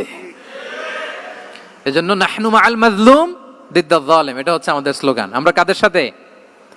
মজলুমের সাথে। আওয়াজ করে বলেন, কার সাথে? ইত্তাকু দাওয়াতাল মাজলুম। রাসূল সাল্লাল্লাহু আলাইহি ওয়াসাল্লাম বলেন, তোমরা মাজলুমের কান্নাকে ভয় করো, কেননা মাজলুমের কান্না আর আল্লাহর মাঝে কোনো ফারাক থাকে না, কোনো পর্দা থাকে না, বদদোয়া করলেই কবুল হয়ে যায়। তাহলে এভাবে রাসূলুল্লাহ সাল্লাল্লাহু আলাইহি ওয়া আলিহি ওয়াসাল্লাম তিনি সোশ্যাল রিফর্ম করেছেন। আমরা যদি ওনার পলিটিক্যাল রিফর্মের দিকে তাকাই, তাহলে দেখব যে আমরা যদি কনস্টিটিউশন অফ মদিনার কথা বলি, মদিনার কনস্টিটিউশন, এটা কিন্তু রাসূল সাল্লাল্লাহু আলাইহি ওয়াসাল্লাম করেছেন। মদিনা চার্টার, এত চমৎকার চার্টার পৃথিবী আর দেখেনি। ওইটা থেকেই এখন সব গোটা বিশ্বের সংবিধান। এই যে আমাদের সংবিধান সংস্কার কমিশন আছে না একটা, নিশ্চয়ই তারা ওইটা থেকে অনেক বেনিফিটেড হতে পারবেন। আমাদের যে মদিনা চার্টার, রাসূল সাল্লাল্লাহু আলাইহি ওয়াসাল্লাম নিজে করা, এবং এটা একটা ইনক্লুসিভ চার্টার ছিল। মুসলিম, পেগানস, জুইশ, সব ধর্মের মানুষকে নিয়ে তিনি মদিনাতে ওয়ান উম্মা ঘোষণা দিয়েছিলেন। One Umma, we are one উম্মা। হোক তুমি পেগান মুশরিক, হোক তুমি জুইশ মানে ইহুদি, হোক তুমি মুসলিম, তুমি যেই ধর্মের হও না কেন, মদিনাকে রক্ষা করতে যে আমরা সবাই মিলে উম্মা ওয়াহেদা, আমরা সবাই মিলে কি উম্মা ওয়াহেদা। পৃথিবীর অনেক দেশ এই আইডিওলজিকে ধারণ করে হু হু করে এগিয়ে গিয়েছে। মালয়েশিয়াতে 3টা রেস, আমি তো প্রায় এক যুগ ওখানে, আমার 2টা ডিগ্রি ওখান থেকে, মাস্টার্স পিএইচডি। আমি কাছ থেকে তাদেরকে দেখার সুযোগ পেয়েছি। ওখানে মালয়েরা আছে, তামিলরা আছে, চাইনিজরা আছে, 3 জাতি মিলে ওদের স্লোগান হচ্ছে সাতু মালয়েশিয়া। মালয় ভাষায় সাতু মানে হচ্ছে ওয়ান, মালয় ভাষায় সাতু মানে কি ওয়ান। সাতু মালয়েশিয়া মানে আমরা হতে পারি চাইনিজ, হতে পারি তামিল, কিংবা হতে পারি মালয় ভূমিপুত্রা, কিন্তু সবাই মিলে দেশের স্বার্থে আমরা সবাই কি এক। এটাই লাগবে আমাদের নতুন বাংলাদেশে। জুলাই আপরাইজিং এর পরে আমাদের এই ঐক্যবদ্ধ থাকার বাংলাদেশ আমরা চাই কি চাই না বলেন? সাম্রাজ্যবাদকে রুখে দিতে, যে কোনো ষড়যন্ত্রকে রুখে দিতে ঐক্যবদ্ধ থাকার কোনো বিকল্প নাই, ঠিক কিনা বলেন? ঐক্যবদ্ধ থাকতে হবে আমাদেরকে, যেটা রাসূলুল্লাহ সাল্লাল্লাহু আলাইহি ওয়া আলিহি ওয়াসাল্লাম মদিনা চার্টারে আমাদেরকে শিখিয়েছেন যে আমরা ওয়ান উম্মাহ। তাহলে খারাপ নাম দেখলে চেঞ্জ করতেন, পলিটিক্যাল রিফর্ম করেছেন ওয়ান উম্মাহ গঠনের মধ্য দিয়ে। ফিনান্সিয়াল রিফর্ম যদি বলি, শুধু financial reforms by prophet Muhammad peace be upon him, এটা নিয়ে লম্বা কথা বলা যেতে পারে। শুধু একটা উদাহরণ দিয়ে শেষ করি। বিদায় হজের ভাষণে উনি সুদকে চিরতরে কবরস্থ করেছেন, সুদকে চিরতরে কবরস্থ করেছেন, এবং এটা অন্যের জন্য না, নিজের ঘর দিয়ে শুরু করেছেন। উনি বলেছেন যে এই হানাহানি, রক্তপাত এটা বন্ধ, আমার গোত্রের একটা এরকম রক্তের দাবি আছে, এটা আমি শেষ ঘোষণা করলাম। এরপর বললেন যে সুদ কবর দিলাম, অন্য জায়গা থেকে না, আমার পরিবার থেকে। রাসূল সাল্লাল্লাহু আলাইহি ওয়াসাল্লামের চাচা স্বয়ং আব্বাস রাদিয়াল্লাহু তাআলা আনহুর অনেক সুদের ট্রানজাকশন ছিল, ইন্টারেস্ট, সুদের ব্যবসা ছিল। রাসূল সাল্লাল্লাহু আলাইহি ওয়াসাল্লাম বলেন আজকে থেকে এই সুদ আমি চিরতরে মাটির নিচে কবর দিয়ে দিলাম। আল্লাহু আকবার। দেখেন সোশ্যাল রিফর্ম। তাহলে পরিবর্তন করতে হলে আগে নিজের ঘর থেকে, আগে কোত্থেকে? নাকি ওই ফ্যামিলি থেকে? হ্যাঁ, আমাদের মধ্যে যেটা হয়, আমরা ওয়াজ নসিহত বা ভালো কথা শুনলেই এটাকে ধরে নিই যে এটা ওর জন্য, ওর জন্য, মানে প্রত্যেকটা ওয়াজই যে আমার জন্য হইতে পারে, প্রত্যেকটা নসিহাতের যে প্রাইম অডিয়েন্স আমি হইতে পারি, এইটা আমাদের মাথায় কেন যেন আসে না। আমরা কোনো ভালো নসিহত শুনলে আমরা ভাবি এটা আসলে সমাজে দরকার, ওর দরকার, আমার ভাইয়ের দরকার, কিন্তু এটা যে আমার দরকার, প্রতিটা নাসিহাতের প্রথম অডিয়েন্স হওয়া দরকার কে? আমি নিজে। তাহলে পরিবর্তন শুরু করতে হবে নিজ থেকে। ওর এই সমস্যা, ওর এই সমস্যা, ওর এটা, আরে মিয়া তোমার কি সমস্যা ওইটা বলো। শুধু ওর ওর না দেখে নিজেরটাও দেখতে হবে। দেখেন, অন্যের দিকে এক আঙ্গুল দেখালে নিজের দিকে কয় আঙ্গুল যায় বলেন তো? এই যে নিজের দিকে কিন্তু তিনটা। আমি যদি এরকম করি তা আমার দিকে আসে তিনটা। এজন্য নিজ থেকে, নিজের ফ্যামিলি থেকে আমরা সংস্কার শুরু করব। কি বলেন? ওমরে ফারুক রাদিয়াল্লাহু তাআলা আনহু যখন ফ্যামিলি মিটিংয়ে বসতেন, উনি ওনার সন্তানদেরকে বলতেন, শোনো, তোমরা খলিফাতুল মুসলিমিন, আমিরুল মুমিনিনের সন্তান। তোমাদের কোনো বাজে কাজ যদি সমাজে আসে, তোমাদের কোনো অন্যায় যদি আমার কানে আসে, অন্যের জন্য যা শাস্তি তোমাদের জন্য হবে ডবল শাস্তি। ওমরে ফারুক সন্তানদেরকে বলতেন, তোমরা যদি কোনো ভুল করো, একটা যদি হদ কায়েম করা লাগে এমন অন্যায় যদি করো, একটা হচ্ছে আল্লাহর দেয়া হদ, আর একটা হবে আমি উমরের দেয়া হদ। কারণ আমার মতো খলিফাতুল মুসলিমিনের সন্তান হয়ে এই পাপ তুমি কেন করলে? দেখেন অন্যের বাচ্চা কি করছে, অন্যের, আমাদের তো ওই মেয়েটার সমস্যা, ওনার ছেলের সমস্যা, এগুলো আমার ছেলের যে কি অবস্থা, আমার পরিবারের যে কি হালাত, আমার স্ত্রীর যে কি দশা, ওইটা নিয়ে আমরা ভ্রুক্ষেপ করি না বা চিন্তা করি না। তাহলে সম্মানিত সুধীমণ্ডলী, আমরা পরিবর্তন শুরু করবো কোত্থেকে? অন্যের বাড়িঘর থেকে নাকি? হ্যাঁ, কোত্থেকে? নিজ থেকে। আল্লাহ তাআলা আমাদেরকে তৌফিক দান করুক। 5 নম্বরে হচ্ছে ওপেন মাইন্ডেড। আমার প্রিয় নবী বলেন, ওপেন মাইন্ডেড ছিলেন না ন্যারো মাইন্ডেড? সবাই বলবেন, গ্যালারির সবাই আওয়াজ করে, তিনি ওপেন মাইন্ডেড না ন্যারো মাইন্ডেড ছিলেন? রাসূলুল্লাহ সাল্লাল্লাহু আলাইহি ওয়া আলিহি ওয়াসাল্লাম ওপেন মাইন্ডেড ছিলেন। যে কেউ ওনাকে অ্যাপ্রোচ করতেন পারতেন easily. He was very approachable.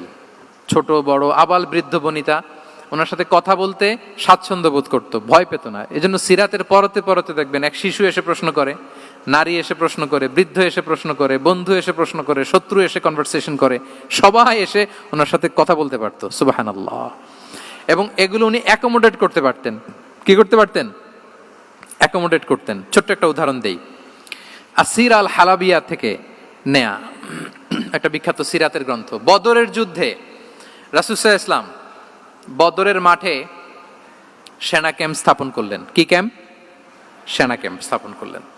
আল হুবাব ইবনুল মুনজির রাদিয়াল্লাহু তাআলা আনহু এক সাহাবী, উনি বললেন, ইয়া রাসূলুল্লাহ, এই যে সেনা শিবির যে এখানে স্থাপন করলেন, এটা কি আপনার নিজের ইচ্ছায় না আল্লাহর আদেশে?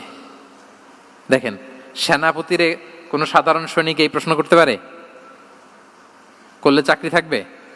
কিন্তু রাসূল সাল্লাল্লাহু আলাইহি ওয়াসাল্লামের কাছে সাহস নিয়ে আল হুবাব ইবনুল মুনজির বলে, ইয়া রাসূলুল্লাহ, এই যে সেনা শিবির স্থাপন করলেন, এটা কি আপনার ইচ্ছায় নাকি এটা ওয়াহি? রাসূল সাল্লাল্লাহু আলাইহি ওয়াসাল্লাম বললেন, না, এটা ওয়াহি না, এটা ওয়াহি না, বাল হুয়া রায়ু ওয়াল হারবু ওয়াল মাকিদা, না, এটা যুদ্ধের কৌশল হিসেবে আমি করেছি। আল হুবাব ইবনুল মুনজির বললেন, ইয়া রাসূলুল্লাহ, তাহলে সঠিক জায়গায় সেনা ক্যাম্প স্থাপন হয় নাই। রাসূলের দিকে তাকিয়ে বলতেছেন যে আপনি যেখানে করছেন ওখানে ঠিক হয় না ইয়া রাসূলুল্লাহ, আপনি অভয় দিলে আমি বলতে পারি কোথায় ঠিক হবে। রাসূল সাল্লাল্লাহু আলাইহি ওয়াসাল্লাম বললেন, তাই? আমি যেটা করছি এটা ঠিক হয় নাই, তাহলে কোনটা ঠিক বলো? উনি বললেন, ওই যে বদরে একটা কুয়া আছে যেখানে পানির ব্যবস্থা আছে, ওইটার সামনে ব্যারিকেড দিয়ে আমাদের শিবির করতে হবে। তাহলে আমরা বদরের কুয়া থেকে পানি খাইতে পারবো, সারাদিন পানি খাবো, আর কাফিররা যুদ্ধে তো মারা যাবে, পানির অভাবে মারা যাবে। সুবহানাল্লাহ পড়বেন না? রাসূল সাল্লাল্লাহু আলাইহি ওয়াসাল্লাম বললেন, আরে তাই তো, তুমি তো ঠিকই বলেছো, এভাবে তো আমি ভেবে দেখিনি। আবার তিনি অ্যানাউন্স করে দিলেন যে সেনা শিবির এখানে যেই তাঁবু টাঙানো হয়েছে এখান থেকে মুভ করে আল হুবাব যেখানে ইন্ডিকেট করেছে ঠিক ওই জায়গায় যে শিবির স্থাপন করো। তাহলে আওয়াজ করে বলুন, ওপেন মাইন্ডেড না ন্যারো মাইন্ডেড? আমরা অনেক সময় আমাদের অধীনস্থদের কথা শুনতে চাই না। অনেক সময় অধীনস্থদের মাথা থেকেও দারুণ দারুণ দুর্দান্ত আইডিয়া চলে আসতে পারে। ইগনোর করবেন না সব সময়, আপনি দেখবেন যে তার কাছ থেকে ভালো আইডিয়া এসছে কিনা। তাহলে রাসূল সাল্লাল্লাহু আলাইহি ওয়াসাল্লাম এটাকে ইগনোর না করে অ্যাকোমোডেট করলেন। সুবহানাল্লাহ। খন্দক যুদ্ধের কথা যদি দেখি, পরীক্ষা খননের অ্যাডভাইস কে দিয়েছিল? মক্কার কোন লোক? মদিনার? কে দিয়েছিল? সালমান আল ফারিসি। বাড়ি কোথায়? ইরান, পারস্য। হি ওয়াজ পার্সিয়ান বেসিকলি। তাহলে দেখেন, সেই পারস্য থেকে এসে বললেন যে এখানে পরীক্ষা খনন করলে ভালো হয়। 5.5 কিলোমিটার পরীক্ষা খনন করে ফেললেন। 4.5 মিটার প্রশস্ত, 3.5 মিটার হচ্ছে এটার ডেপথ। পুরো মদিনার সবাই মিলে এটা করে ফেললেন। তার মানে আমি সব বুঝি, আমি সব জানি, এই মেন্টালিটি থেকে আমাদের বেড়ে আসতে হবে। এটা হচ্ছে একটা ন্যারো মাইন্ডেড পার্সোনালিটির অধিকারী, যে আমি যেটা বলছি ওইটা, এটার পরে কোনো কথা নেই, এটা ভুল। বরং আমার টিমের মধ্যে থেকে যদি কোনো ভালো অপিনিয়ন আসে সেটা আমি রিভাইজ করব। কি বলেন, পারা যাবে না? তাহলে ওপেন মাইন্ডেড পার্সোনালিটি ছিলেন রাসূলুল্লাহ সাল্লাল্লাহু আলাইহি ওয়াসাল্লাম। 6 নম্বর মাইন্ডসেট হচ্ছে এন্টারপ্রেনাল মাইন্ডসেট। এন্টারপ্রেনাল, এখন তো এটা আপনারা সবাই খুব বেশি শোনেন, এন্টারপ্রেনারশিপ, এন্টারপ্রেনাল। এন্টারপ্রেনাল মাইন্ডসেট আসলে অনেক কিছুর সমন্বয় হয়। 1 নম্বর, যার প্রোঅ্যাক্টিভ অ্যাটিটিউড যাদের থাকে, solution focused, not problem focused. Problem সৃষ্টি হইলে ওইদিকে ফোকাস না করে কিভাবে সলিউশন করা যায় ওইদিকে ফোকাস করতেন। এরপর যে হিউম্যান রিসোর্সের ভালো ম্যানেজ করতে পারে, রিসোর্স কম কিন্তু to take the best out of this resource. অনেকে দেখবেন যে ছোট্ট জিনিসকে অর্গানাইজ করে এত সুন্দর প্রেজেন্টেশন করে, আবার অনেকের অনেক আছে কিন্তু সেটাকে প্রেজেন্ট করতে পারে না, এরকম আছে না নাই? রাসূল সাল্লাল্লাহু আলাইহি ওয়াসাল্লাম অল্প রিসোর্স দিয়ে অনেক বড় কিছু অ্যারেঞ্জ করতে পারতেন, সুবহানাল্লাহ। এবং he was a very good talent hunter. রাসূল সাল্লাল্লাহু আলাইহি ওয়াসাল্লাম একজন চৌকস ট্যালেন্ট হান্টার ছিলেন। He was a very good observer. সাহাবীদের কার কি ট্যালেন্ট এটা তিনি নোট করতেন। যার যে দক্ষতা তাকে তার ওই দক্ষতা দিয়ে ইসলামের সেবা করতে উৎসাহ দিতেন। যখনই কোনো প্রতিভাবান সাহাবীকে তিনি দেখেছেন, তিনি ইসলামের জন্য সেই প্রতিভাকে কাজে লাগানোর চেষ্টা করেছেন। একজনকে দিয়ে সবটা করেননি। আমাদের সমাজে এই একটা ভুল ধারণা আছে, আমরা অনেকে একজনের কাছ থেকে সব কামনা করি। একজন সব করতে পারে না, পারে? যারা পারেও কোনোটাই ভালোভাবে পারে না, সব পারে একটু একটু পারে। তো রাসূল সাল্লাল্লাহু আলাইহি ওয়াসাল্লাম ট্যালেন্ট হান্টার ছিলেন, যার যেখানে ট্যালেন্ট তাকে ওই কাজে লাগাতেন। বলেন তো খালিদ বিন ওয়ালিদ রাদিয়াল্লাহু তাআলা আনহুকে আল্লাহ রাসূল সাল্লাল্লাহু আলাইহি ওয়াসাল্লাম কি কাজে লাগিয়েছিলেন? অনেক পরে ইসলাম ধর্ম গ্রহণ করেছেন, কিন্তু যুদ্ধের অভিযানে পাঠিয়েছেন এবং পরবর্তীতে তিনি সেনাপ্রধান হয়েছিলেন মুসলিম ব্যাটালিয়নের। কারণ উনি ওয়ার স্ট্র্যাটেজি জানতেন। ওনার আক্রমণের কারণে তো উহুদের প্রান্তরে মুসলিমরা প্রায় নাস্তানাবুদ হওয়ার অবস্থা, তাই না?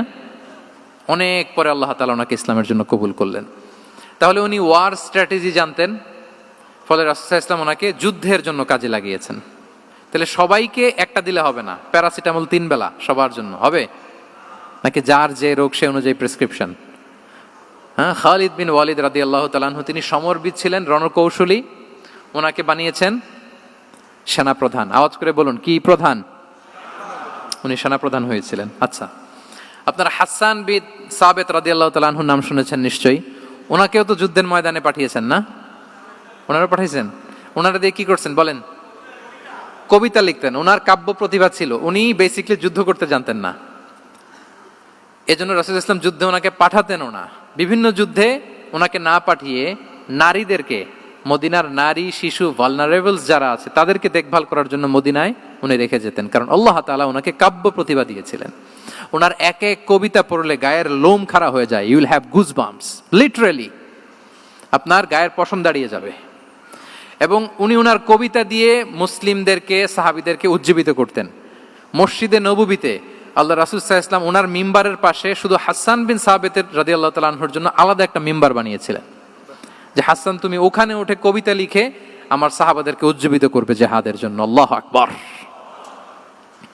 তাহলে একজনকে সেনাপ্রধান, আরেকজনকে জাতীয় কবি, আরেকজনকে হাসান বিন সাবিত রাদিয়াল্লাহু তাআলা আনহুকে কি বানালেন? জাতীয় কবি বানালেন। আচ্ছা, হুযাইফা ইবনুল ইয়ামান রাদিয়াল্লাহু তাআলা আনহু, ওনার ছিল ডিটেকটিভ মাইন্ড, এজন্য ওনাকে রাসূল সাল্লাল্লাহু আলাইহি ওয়াসাল্লাম মদিনার গোয়েন্দা বিভাগের প্রধান বানিয়েছেন, head of detective division. Huzaifa ibnul Yaman ছিলেন মদিনার কি? হেড অফ ইন্টেলিজেন্স, গোয়েন্দা বিভাগের প্রধান। মুআয ইবনে জাবাল রাদিয়াল্লাহু তাআলা আনহু প্রশাসনিক কাজ খুব ভালো বুঝতেন। মদিনার সবচাইতে বড় সিনিয়র আমলা ছিলেন মদিনা রাষ্ট্রের। মদিনা রাষ্ট্রের সবচাইতে সিনিয়র আমলা মুআয ইবনে জাবাল রাদিয়াল্লাহু তাআলা আনহুকে রাসূল সাল্লাল্লাহু আলাইহি ওয়াসাল্লাম কবিতা লেখার দায়িত্বও দেন নাই, গোয়েন্দাগিরি করতে দেন নাই, ওনাকে ইয়ামানের গভর্নর করে পাঠিয়েছেন। সুবহানাল্লাহ বিহামদি। তাহলে যার যে যোগ্যতা তাকে সেই জায়গায় কাজে লাগানো, এটাকে বলে এন্টারপ্রেনাল মাইন্ডসেট। এটা কি বলে? এন্টারপ্রেনাল মাইন্ডসেট। আল্লাহ হাবিব সাল্লাল্লাহু আলাইহি ওয়াসাল্লামের এই মাইন্ডসেট ছিল। 7 নম্বর মাইন্ডসেট হচ্ছে কনসিডারেট মাইন্ডসেট। কনসিডারেট মানে হচ্ছে সুবিবেচক, যার বিবেচনা আছে, অথবা যে অন্যের প্রতি সহানুভূতিশীল, উচ্চ বিবেকবোধ সম্পন্ন ব্যক্তিত্ব। রাসূল সাল্লাল্লাহু আলাইহি ওয়াসাল্লাম he was the man of 6 senses. ওনার 6টা সেন্স কাজ করতে একসাথে। কয়টা? আমাদের করে কয়টা? 5টা তো আল্লাহ দিছে, অনেকের 3টাও কাজ করে না। কোন দিক দিয়ে কি হচ্ছে দিন দুনিয়ায় নাই, সে একেবারে অন্য জগতের মানুষ। কি হচ্ছে চোখ কান খোলা নাই, কিছু জানা নাই। কিন্তু রাসূল সাল্লাল্লাহু আলাইহি ওয়াসাল্লাম he was man of 6 senses. চারদিকে কোথায় কি হচ্ছে, কার একটু অসুবিধা হয়ে যাচ্ছে, কার একটু সমস্যা, খুব অন্যের ব্যথায় ব্যথিত ছিলেন, অন্যের দুঃখে দুঃখী ছিলেন। অন্যের প্রতি সহানুভূতি ছিলেন, ম্যান অফ সিক্স সেন্সেস ছিলেন তিনি। সিরাত থেকে দু একটা উদাহরণ দেখেন। একবার রাতের নামাজ, সম্ভবত এশার নামাজ, খুব ছোট্ট করে শেষ করে দিলেন। তো সাহাবারা জিজ্ঞেস করলেন, ইয়া রাসূলুল্লাহ, নামাজ তো এত তাড়াহুড়ো করতে আপনাকে কখনো দেখিনি। তিনি বললেন, আমি নামাজের মাঝখানে এক ছোট্ট বাচ্চার কান্না শুনেছি। আনাস রাদিয়াল্লাহু বর্ণনা করেন যে কানা রাসূলুল্লাহ সাল্লাল্লাহু আলাইহি ওয়াসাল্লাম ইয়াসমাউ বুকা আস-সাবিয়্যি মা উম্মি।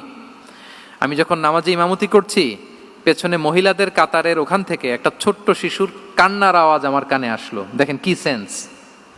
তো আমার মনে হচ্ছিল বাচ্চার কান্নায় পেছনের কাতারে মায়ের বড্ড কষ্ট হচ্ছে। যেই মাটা বাচ্চাটাকে নিয়ে এসছে উইমেন প্রেয়ার হলে, তাকে বাচ্চাটাকে ম্যানেজ করতে বা সামলাতে মায়ের বড্ড কষ্ট হয়ে যাচ্ছে আমার মনে হচ্ছে। এজন্য আমি নামাজটা একটু শর্টকাটে শেষ করে দিয়েছি। Could you imagine that? কি নবী আমরা পেয়েছি, কিরকম কনসিডারেট ছিলেন, কতটা সুবিবেচক ছিলেন, অন্যের প্রতি কতটা সহানুভূতিশীল ছিলেন তিনি, অন্যের যাতে কোনো সমস্যা না হয় এটা খেয়াল করতেন। মুআয ইবনে জাবাল রাদিয়াল্লাহু তাআলা আনহুকে মদিনার পাশেই এক মসজিদের ইমাম করে পাঠালেন। উনি ইমামতির দায়িত্ব পেয়ে একবার মাগরিবের নামাজে সূরা বাকারা তেলাওয়াত শুরু করলেন। তো ওনার হয়তো তেলাওয়াত করতে করতে একটা ইমোশন চলে আসছে, উনি তো সুরের ঝংকার দিয়ে তেলাওয়াত করতেছেন। এখন পেছনে যারা মুসল্লি ছিল এরা ছিল সব কৃষিজীবী সাহাবী। এরা কি ছিল? সারা দিন ওট দিয়ে, খেজুর গাছে পানি দিয়ে জান যায় কোনো রকম ফরজ পেরে যায় ঘুমাইতে হবে। এই সাহাবীরা যখন পিছনে দাঁড়াইছে আর উনি ধরছে কোন সূরা? সূরাতুল বাকারা। এখন ওনারা তো আর থাকতে পারে না, ওনার সাথে থাকতে না পারে এক সাহাবী নামাজ রেখে দিয়ে ডাইরেক্ট রাসূল সাল্লাল্লাহু আলাইহি ওয়াসাল্লামের কাছে, কারণ বড় হুজুর তো আছে মদিনায়। যে বিচার দিছে ইয়া রাসূলুল্লাহ, দেখেন এমন একজনকে ইমাম করে অ্যাসাইন করেছেন, উনি মাগরিবের সালাতে সূরা বাকারা পড়ে, আর আমরা হচ্ছি কৃষিজীবী শ্রমজীবী সাহাবী, আমাদের তো এত বড় কেরাতের সাথে জয়েন করা সম্ভব না। রাসূল সাল্লাল্লাহু আলাইহি ওয়াসাল্লাম রেগে গেলেন, চেহারাটা আগুনের গোলার মতো লাল হয়ে গেল। মুআয ইবনে জাবাল রাদিয়াল্লাহু তাআলা আনহুকে ডেকে পাঠালেন, ডেকে বললেন, আফাত্তানুন আনতা ইয়া মুআয, আফাত্তান, তুমি কি ফিতনা সৃষ্টি করতেছো? ওখানে পাঠাইছি কমিউনিটির ইউনিটি ধরে রাখার জন্য, তুমি ওখানে যে ফিতনা সৃষ্টি করতেছো।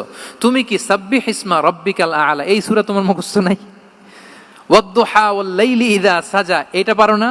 ওয়াশ-শামসি ওয়া-দুহাহা এটা মুখস্থ নাই? তো তুমি কেন এই সূরাগুলো দিয়ে নামাজ পড়াও না? কেন পড়াও না? এরপর তিনি বললেন, যখন ইমামতির সুযোগ পাবে, সুযোগ পেয়ে লম্বা কেরাত ধরো না, ছোট্ট কেরাত দিয়ে নামাজ শেষ করো। কেননা তোমার পেছনে বয়স্করা আছে, মুরব্বীরা আছে, অসুস্থরা আছে।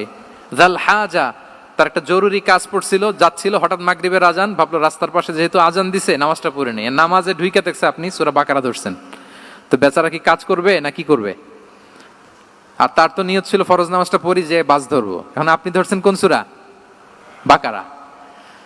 দেখেন রাসূল সাল্লাল্লাহু আলাইহি ওয়াসাল্লাম বললেন, যখন ইমামতির চান্স পাবে ছোট সূরা পড়বে, আর যখন তুমি একা পড়বে ফালিউতাউবিল মাশা, যত লম্বা করতে মনে চায় করো, রুকু করো লম্বা, সেজদা করো লম্বা, কেরাত করো লম্বা।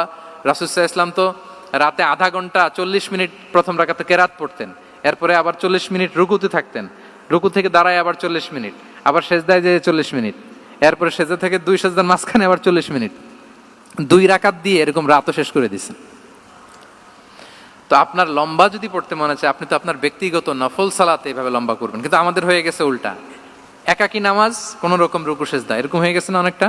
কিন্তু ইমামতির সুযোগ পেলে মাশাআল্লাহ, আল্লাহু আকবার, এইবার শুরু হয়েছে শাইখ সুদাইসির কণ্ঠে এই লম্বা করে। এখন পেছনে মুসল্লিদের কি দশা ওইটা আর আমরা খেয়াল করি না। না, আমাদেরকে অন্যের প্রতি সহানুভূতিশীল হতে শিখিয়েছে ইসলাম, কনসিডারেট হতে শিখিয়েছে, সুবিবেচক হতে শিখিয়েছে, যেটা রাসূল সাল্লাল্লাহু আলাইহি ওয়াসাল্লাম করেছেন।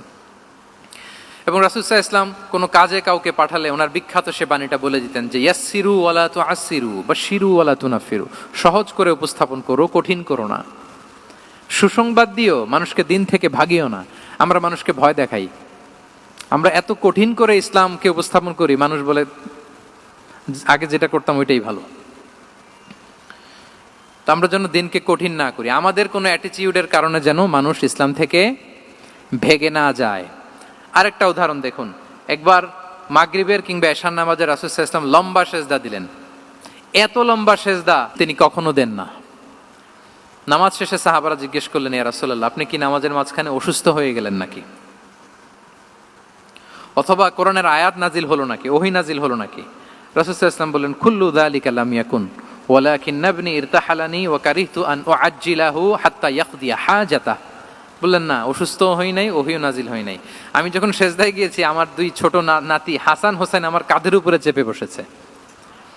যতক্ষণ না ওরা খেলা শেষ না করে নিচে নেমেছে, আমি সেজদায় লুটিয়েছিলাম। নেমেছে, এরপরে মাথা উঠিয়েছি। আমার মাথা উঠানোর কারণে ওদের খেলার একটু ডিস্টার্ব হবে, এজন্য আমি আর সেজদা থেকে মাথা উঠাই নাই। দেখেন, নাতির খেলার যেন ডিস্টার্ব না হয়। পেছনের মহিলা সারির এক বোনের নামাজের সমস্যা হচ্ছে, এগুলো উনি খেয়াল করতেন, ছোট্ট ছোট্ট বিষয়গুলো উনি খেয়াল করতেন। এটাকে বলে কনসিডারেট মাইন্ডসেট। কি বলে? তাহলে আমরা অন্যের প্রতি যেন সহানুভূতিশীল হই, নাকি শুধু নিজেরটাই দেখবো? অন্যেরটা দেখার দরকার আছে না নাই বলেন? 8 নাম্বার হচ্ছে ট্রান্সপারেন্সি। ট্রান্সপারেন্সি মানে হচ্ছে স্বচ্ছতা। ওনার জীবনের চাইতে, ওনার বায়োগ্রাফির চাইতে স্বচ্ছ বায়োগ্রাফি আপনি পাবেন না। No public and private dividation. And in the long history of time, no one's life has been recorded more transparently than the life of Prophet Muhammad sallallahu alaihi wasallam. রাসূল সাল্লাল্লাহু আলাইহি ওয়াসাল্লামের চেয়ে বেশি পৃথিবীতে এমন সেকেন্ড কোন পারসন আপনি দেখাতে পারবেন না যার জীবনের সবকিছু রেকর্ডেড। সবকিছু রেকর্ডেড। এরকম আছে? ঘরে কি করেছেন, বাইরে কি করেছেন, স্ত্রীর সাথে কি করেছেন, বন্ধুর সাথে কি করেছেন, সাহাবাদের সাথে কি করেছেন, শত্রুর সাথে কি করেছেন, অল আর রেকর্ডেড। সব এন্ড ক্রিস্টাল ক্লিয়ার, একেবারে স্বচ্ছ পানির মতো, স্ফটিক কাচের মতো ক্লিয়ার, ট্রান্সপারেন্ট। ওনার সব কাজে উনি স্বচ্ছতা বজায় রাখতে চাইতেন। কতটা স্বচ্ছ ছিলেন, একটা মজার ঘটনা শোনাই আপনাদেরকে। সহিহ বুখারীতে এসেছে, রমাদানের শেষ 10 দিন, দ্য লাস্ট 10 days অফ রমাদানে তিনি ইতিকাফ করতেন। তো ইতিকাফ অবস্থায় স্ত্রীরা এসে রাতে দেখা করে যেত, জরুরি কথা আলাপ থাকলে সেরে যেত। একবার রাতে সফিয়া বিনতে হুয়াই ইবনে আখতাব রাদিয়াল্লাহু তাআলা আনহা আসলেন, ওনার স্ত্রী। কথা হলো, এবার ওনাকে একটু এগিয়ে দিবেন। মসজিদ থেকে রাসূল সাল্লাল্লাহু আলাইহি ওয়াসাল্লাম বারান্দার দিকে পাশ দিয়ে আসলেন এগিয়ে দেওয়ার জন্য। ইন দ্য মিন টাইম, হঠাৎ দুইজন আনসারী সাহাবী পাশ দিয়ে হেঁটে যাচ্ছেন। রাসূল সাল্লাল্লাহু আলাইহি ওয়াসাল্লাম আম্মাজানকে বিদায় দিবেন এখানে। হঠাৎ করে তিনি আওয়াজ করে বললেন, আলা রিসলিকুমা, এই দাঁড়াও। ওই সাহাবী দুইজন রাসূল সাল্লাল্লাহু আলাইহি ওয়াসাল্লামের সাথে কে ওটা টের পায় নাই, বুঝতে পারে নাই। বোরকায় আবৃত কোন এক নারী দেখে রাসূল আর ওই নারীকে দেখে তারা আরো দ্রুত গতিতে হাঁটতে শুরু করে দিচ্ছে, আমরা চলে যাই এখান থেকে। দেখেন, রাসূল সাল্লাল্লাহু আলাইহি ওয়াসাল্লাম নিজের অবস্থানকে ট্রান্সপারেন্ট করার জন্য বললেন, আলা রিসলিকুমা, দাঁড়াও। দাঁড়ালেন।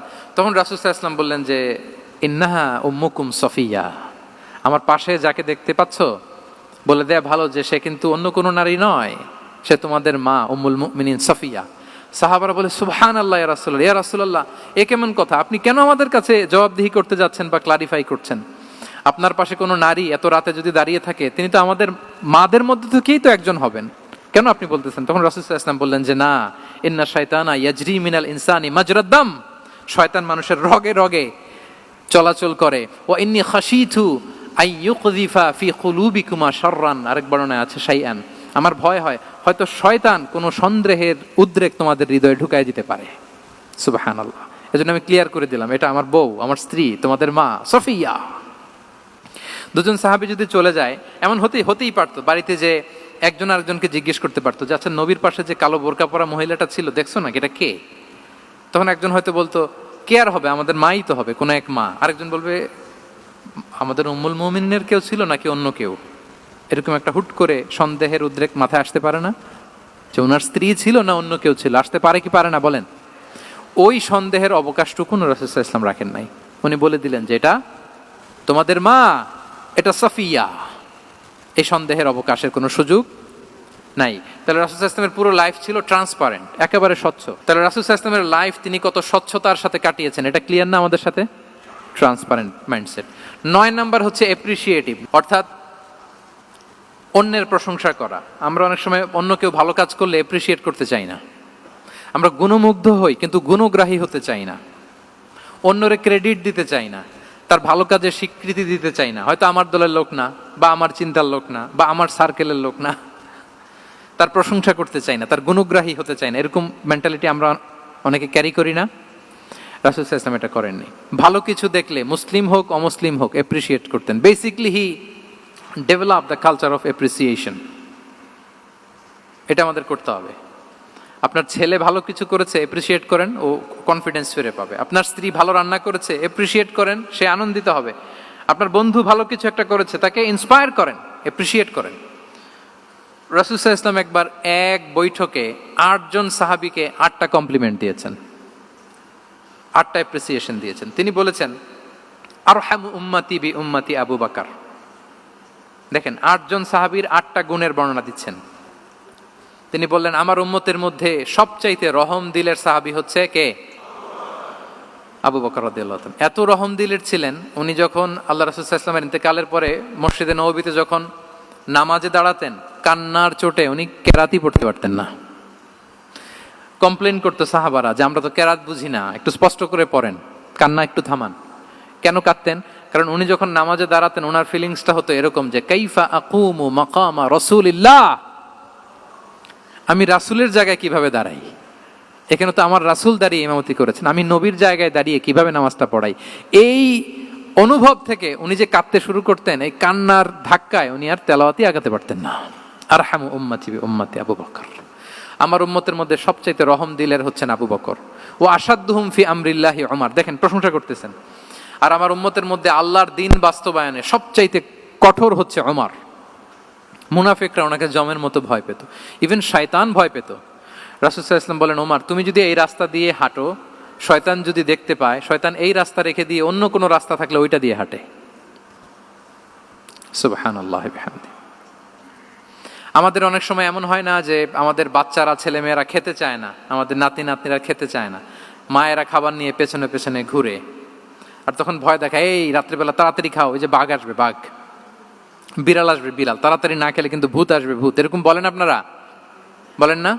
এই দায়িত্ব তো আপনাদের কাঁধে থাকে না? তো ওই যে আমাদের বোনরা বলতে পারবে, বোনরা খাবার নিয়ে ঠিকই রাত্রিবেলায় বাচ্চাদের পেছনে পেছনে এরকম দৌড়াতে হয়। তো কি বলতে হয় যে এই ভূত আসলো ভূত, ওই যে বিড়াল আসলো বিড়াল, কুকুর আসলো, এইগুলো বললে বাচ্চারা আবার ভয় পায়, তাড়াতাড়ি করে খায়। তো মদিনাতেও মদিনার বাচ্চারা খেতে চাইতো না। তো খেতে না চাইলে মায়েরা ভূত আসতেছে, ভাল্লুক আসতেছে এগুলো না বলে বলতো হা হুয়া ইয়াতি উমর, ইয়াতি উমর, তাড়াতাড়ি খাও তাড়াতাড়ি খাও, ওই যে ওমর আসতেছে ওমর। সুবহানাল্লাহি বিহামদিহি। ওয়া আশাদ্দুহুম ফি আমরিল্লাহি উমর। আল্লাহর দ্বীন বাস্তবায়নে সবচাইতে কঠোর ছিলেন ওমর রাদিয়াল্লাহু তাআলা আনহু। ওয়া আসদাকুহুম হায়াআন উসমান। সবচেয়ে লাজুক সাহাবী ছিলেন উসমান রাদিয়াল্লাহু তাআলা আনহু। শুধু অর্থ বলে যাই। ওয়া আকরাউহুম লিকিতাবিল্লাহি উবাই ইবনে কাব। সবচেয়ে কোরআনের ভালো কিরাত পড়তে পারতেন উবাই ইবনে কাব। আফরাদুহুম যায়েদ ইবনে সাবিত। উত্তরাধিকার বন্টনের নীতিমালা, ফারায়েজের জ্ঞান ছিল যায়েদ ইবনে সাবিত রাদিয়াল্লাহু তাআলা আনহু। ওয়া আ'লামুহুম বিল হালালি ওয়াল হারামি মুআদ ইবনে জাবাল। এই উম্মতের হালাল হারামের স্পেশালিস্ট সাহাবী হচ্ছেন মুআদ ইবনে জাবাল। আলা ওয়া ইন্না লিকুল্লি উম্মাতিন আমিনান ওয়া আমিনা হাদিহিল উম্মাহ আবু উবাইদা ইবনুল জাররাহ। সব উম্মতের একজন বিশ্বস্ত লোক থাকে, এই উম্মতের সবচাইতে বিশ্বস্ত লোক হচ্ছে আবু উবাইদা ইবনুল জাররাহ। দেখেন 8 জন সাহাবীর 8টা গুণের কথা বললেন। আচ্ছা, রাসূল সাল্লাল্লাহু আলাইহি ওয়াসাল্লাম যখন সাহাবীদের প্রশংসা করেছেন, ওই সাহাবীদের কেমন লেগেছে বলেন তো? ফিলিংসটা ভালো লেগেছে না? হৃদয়ে জুড়িয়েছে, ইন্সপায়ার্ড হয়েছেন, মোটিভেটেড হয়েছেন। সাহাবীদের মধ্যে সবচাইতে সুরেলা গলার কণ্ঠের অধিকারী ছিলেন আবু মুসা আল আশআরী রাদিয়াল্লাহু তাআলা আনহু। তো রাসূল সাল্লাল্লাহু আলাইহি ওয়াসাল্লাম একবার রাত্রিবেলা তার বাসার পাশ দিয়ে যাচ্ছিলেন, দীর্ঘ সময় ওনার কণ্ঠের তেলাওয়াত শুনলেন। পরের দিন সকালে বললেন যে আবু মুসা, তুমি তো চমৎকার গলায় তেলাওয়াত করো। আবু মুসা বলে, ইয়া রাসূলুল্লাহ, আমি তো কোনোদিন আপনার সামনে দাঁড়িয়ে তেলাওয়াত করি না, আপনি কি করে জানলেন? রাসূল সাল্লাল্লাহু আলাইহি ওয়াসাল্লাম বললেন, গত রাতে তুমি যখন তেলাওয়াত করছিলে, আমি তোমার ঘরের পাশ দিয়ে যাচ্ছিলাম, আমি মনোযোগ দিয়ে শুনেছি। আবু মুসা বলে, ইয়া রাসূলুল্লাহ, আপনি আমার তেলাওয়াত শুনতেছেন, ওইটা জানলে তো আমি ফজর পর্যন্ত তেলাওয়াত চালিয়ে যেতাম, হাত্তাল ফাজর আমি তেলাওয়াত চালিয়ে যেতাম ইয়া রাসূলুল্লাহ। আল্লাহ রাসূল সাল্লাল্লাহু আলাইহি ওয়াসাল্লাম তখন বললেন, লাকাদ উতিতা মিজমারান মিন মাজামিরি আলি দাউদ। হে আবু মুসা, দাউদ আলাইহিস সালামের গলায় আল্লাহ তাআলা যেমনি সুরের ঝংকার দিয়েছেন, এই উম্মতের মধ্যে তোমার গলায় আল্লাহ সেই সুরের লহরী ঢেলে দিয়েছে। বলেন এই এপ্রিসিয়েশন যখন রাসূলের মুখ থেকে পাইলো কেমন লাগবে ওনার? এখানে ধরেন আপনি কেউ হাফেজে কোরআন শেখ সুদাইস যদি বলে যে মাশাআল্লাহ মাশাআল্লাহ আনতা কারিউল কুররা, আপনাকে যদি এটা বলে কেমন লাগবে আপনার? হ্যাঁ, সারা দুনিয়া তো এটা বলে বেড়াবেন যে শেখ সুদাইস আমার রেসিটেশনের প্রশংসা করেছে, খাবার ইমাম আমার প্রশংসা এপ্রিসিয়েট করেছে। আর স্বয়ং রাসূলুল্লাহ সাল্লাল্লাহু আলাইহি ওয়াসাল্লাম যখন বলে তোমার গলায় আল্লাহ সুরের ঝংকার ঢেলে দিয়েছে, তখন ওনার কেমন লেগেছে? এজন্য আপনার ছেলে মেয়ে, স্ত্রী, বন্ধু, আপনার সার্কেলের কেউ কোনো ভালো কাজ করলে কৃপণতা করবেন না, এপ্রিসিয়েট করুন। রাসূল সাল্লাল্লাহু আলাইহি ওয়াসাল্লাম এপ্রিসিয়েশন আমাদেরকে শিখিয়েছেন। ইভেন মুখাইরেক নামে এক ইহুদি ছিল, মদিনার সব ইহুদিরা বিট্রে করেছে, কিন্তু এই মুখাইরেক নামে এক ইহুদি উহুদের যুদ্ধে মুসলিমদের পক্ষে লড়াই করে নিহত হয়েছে, সে তার কথা রেখেছে। মুসলিম সাহাবীদের শহীদদের লাশের সাথে যখন এই ইহুদি তার লাশও আনা হলো, রাসূল সাল্লাল্লাহু আলাইহি ওয়াসাল্লাম তার দিকে তাকায় বললেন, মুখাইরিক খায়রু ইয়াহুদ, Mukhayriq is the best among Jewish. তিনি বললেন মুখাইরিক, এই পৃথিবীতে যত ইহুদি আছে এখানকার ইহুদিদের মধ্যে মুখাইরিক হচ্ছে সবচেয়ে শ্রেষ্ঠ ইহুদি। দেখেন মুখাইরিক কোন ধর্মের ছিলেন? মুসলিম নাকি? কোন ধর্মের? ইহুদি হওয়ার পরেও তাকে এপ্রিসিয়েশন করতে রাসূল সাল্লাল্লাহু আলাইহি ওয়াসাল্লাম ভুলেন নাই। তাহলে আমরা যেন এপ্রিসিয়েটিভ মাইন্ডসেটের অধিকারী হই। 10 নম্বরে হচ্ছে ফ্লেক্সিবল, মানে কোনো বিষয়ে খুব অনড় হয়ে থাকা, এটা রাসূল সাল্লাল্লাহু আলাইহি ওয়াসাল্লাম ছিলেন না, ফ্লেক্সিবল ছিলেন।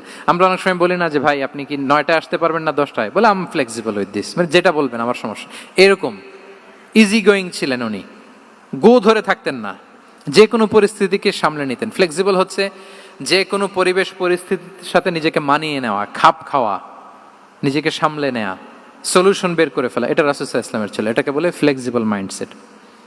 নাজরানের 60 জন খ্রিস্টান পাদ্রী এসেছিল মদিনায় দেখা করতে। এখন এত মানুষকে সম্মানিত মেহমানকে উনি কোথায় বসতে দিবেন, পরামর্শ করলেন কোথায় বসতে দেওয়া যায়। এক সাহাবী বলে আমার কাছে কিছু খেজুর পাতা আছে, ওটা বিছায়া একটা জায়গা করে ওখানে বসি। রাসূল সাল্লাল্লাহু আলাইহি ওয়াসাল্লাম বললেন না, দামি মেহমান, এটা হয়। আরেকজন বলে বিকেল বেলায় তো সূর্য পড়ে যাবে, পাহাড়ের ছায়ায় উহুদ পাহাড়ের ওই পাশে যেয়ে বসি। রাসূল সাল্লাল্লাহু আলাইহি ওয়াসাল্লাম বললেন না, এটাও তো হয় না। বলতে বলতে ওই 60 জন পাদ্রী চলেই আসছেন এই মানে বিদেশি মেহমান, ফরেন ডেলিগেশন। কি করবেন? রাসূল সাল্লাল্লাহু আলাইহি ওয়াসাল্লাম 60 জনকে মসজিদে নববীর ভেতরে নিয়ে বসালেন, মসজিদে নববীর ভেতরে বসালেন। এবং সিরাতে ইবনে ইসহাকে এসেছে যে তখন ওদের আবার ইবাদতের সময় হয়েছে, রাসূল সাল্লাল্লাহু আলাইহি ওয়াসাল্লাম তাদেরকে ইবাদতেরও সুযোগ দিয়েছেন। তাদের কিবলা পূর্ব দিকে, তারা পূর্ব দিকে হয়ে 60 জন ওখানে ইবাদত করেছে, তাদের ধর্ম রীতি অনুযায়ী সালাত আদায় করেছে। দেখেন কতটা ফ্লেক্সিবল ছিলেন রাসূল সাল্লাল্লাহু আলাইহি ওয়াসাল্লাম। ফজরের সালাতের পরে ঘরে ঢুকেই আম্মাজান আয়েশাকে জিজ্ঞেস করতেন কোনো খাবার আছে? আম্মাজান আয়েশা যদি বলতেন আছে, তিনি সেটা খেতেন। কোনোদিন যদি বলতেন না ইয়া রাসূলুল্লাহ ঘরে তো খাবার নাই, তখন রাসূল সাল্লাল্লাহু আলাইহি ওয়াসাল্লাম বলতেন ফা ইন্নী সাইম, অসুবিধা নাই, খাবার যেহেতু নাই আমি রোজা রেখে দিলাম। কত ইজি গোয়িং। আচ্ছা আমরা হলে কি করতাম বলেন তো? ফজরের পরে ঘরে গেছেন আপনি, বড় সাহেব না, এবার যাওয়ার পরে জিজ্ঞেস করছেন কি আছে খাবার দাও, যদি বলে ঘরে কিছু নাই, কি বলবেন দেখি, কয়েকটা উত্তর আসুক। হ্যাঁ, খবর আছে? এই তো যদি আমরা আলহামদুলিল্লাহ বলি, that is called easy going and flexible mindset. এটাই হওয়া উচিত। খাবার থাকলে খেতেন, না থাকলে বলতেন okay I am fasting, it's not a big deal, ফা ইন্নী সাইম, যেহেতু নাই কি আর করবো, আমি রোজা রেখে দিলাম। এরকম ইজি গোয়িং ছিলেন। দেখেন his life was so simple but so special. Muhammad সাল্লাল্লাহু আলাইহি ওয়াসাল্লাম তাহলে ফ্লেক্সিবল ছিলেন।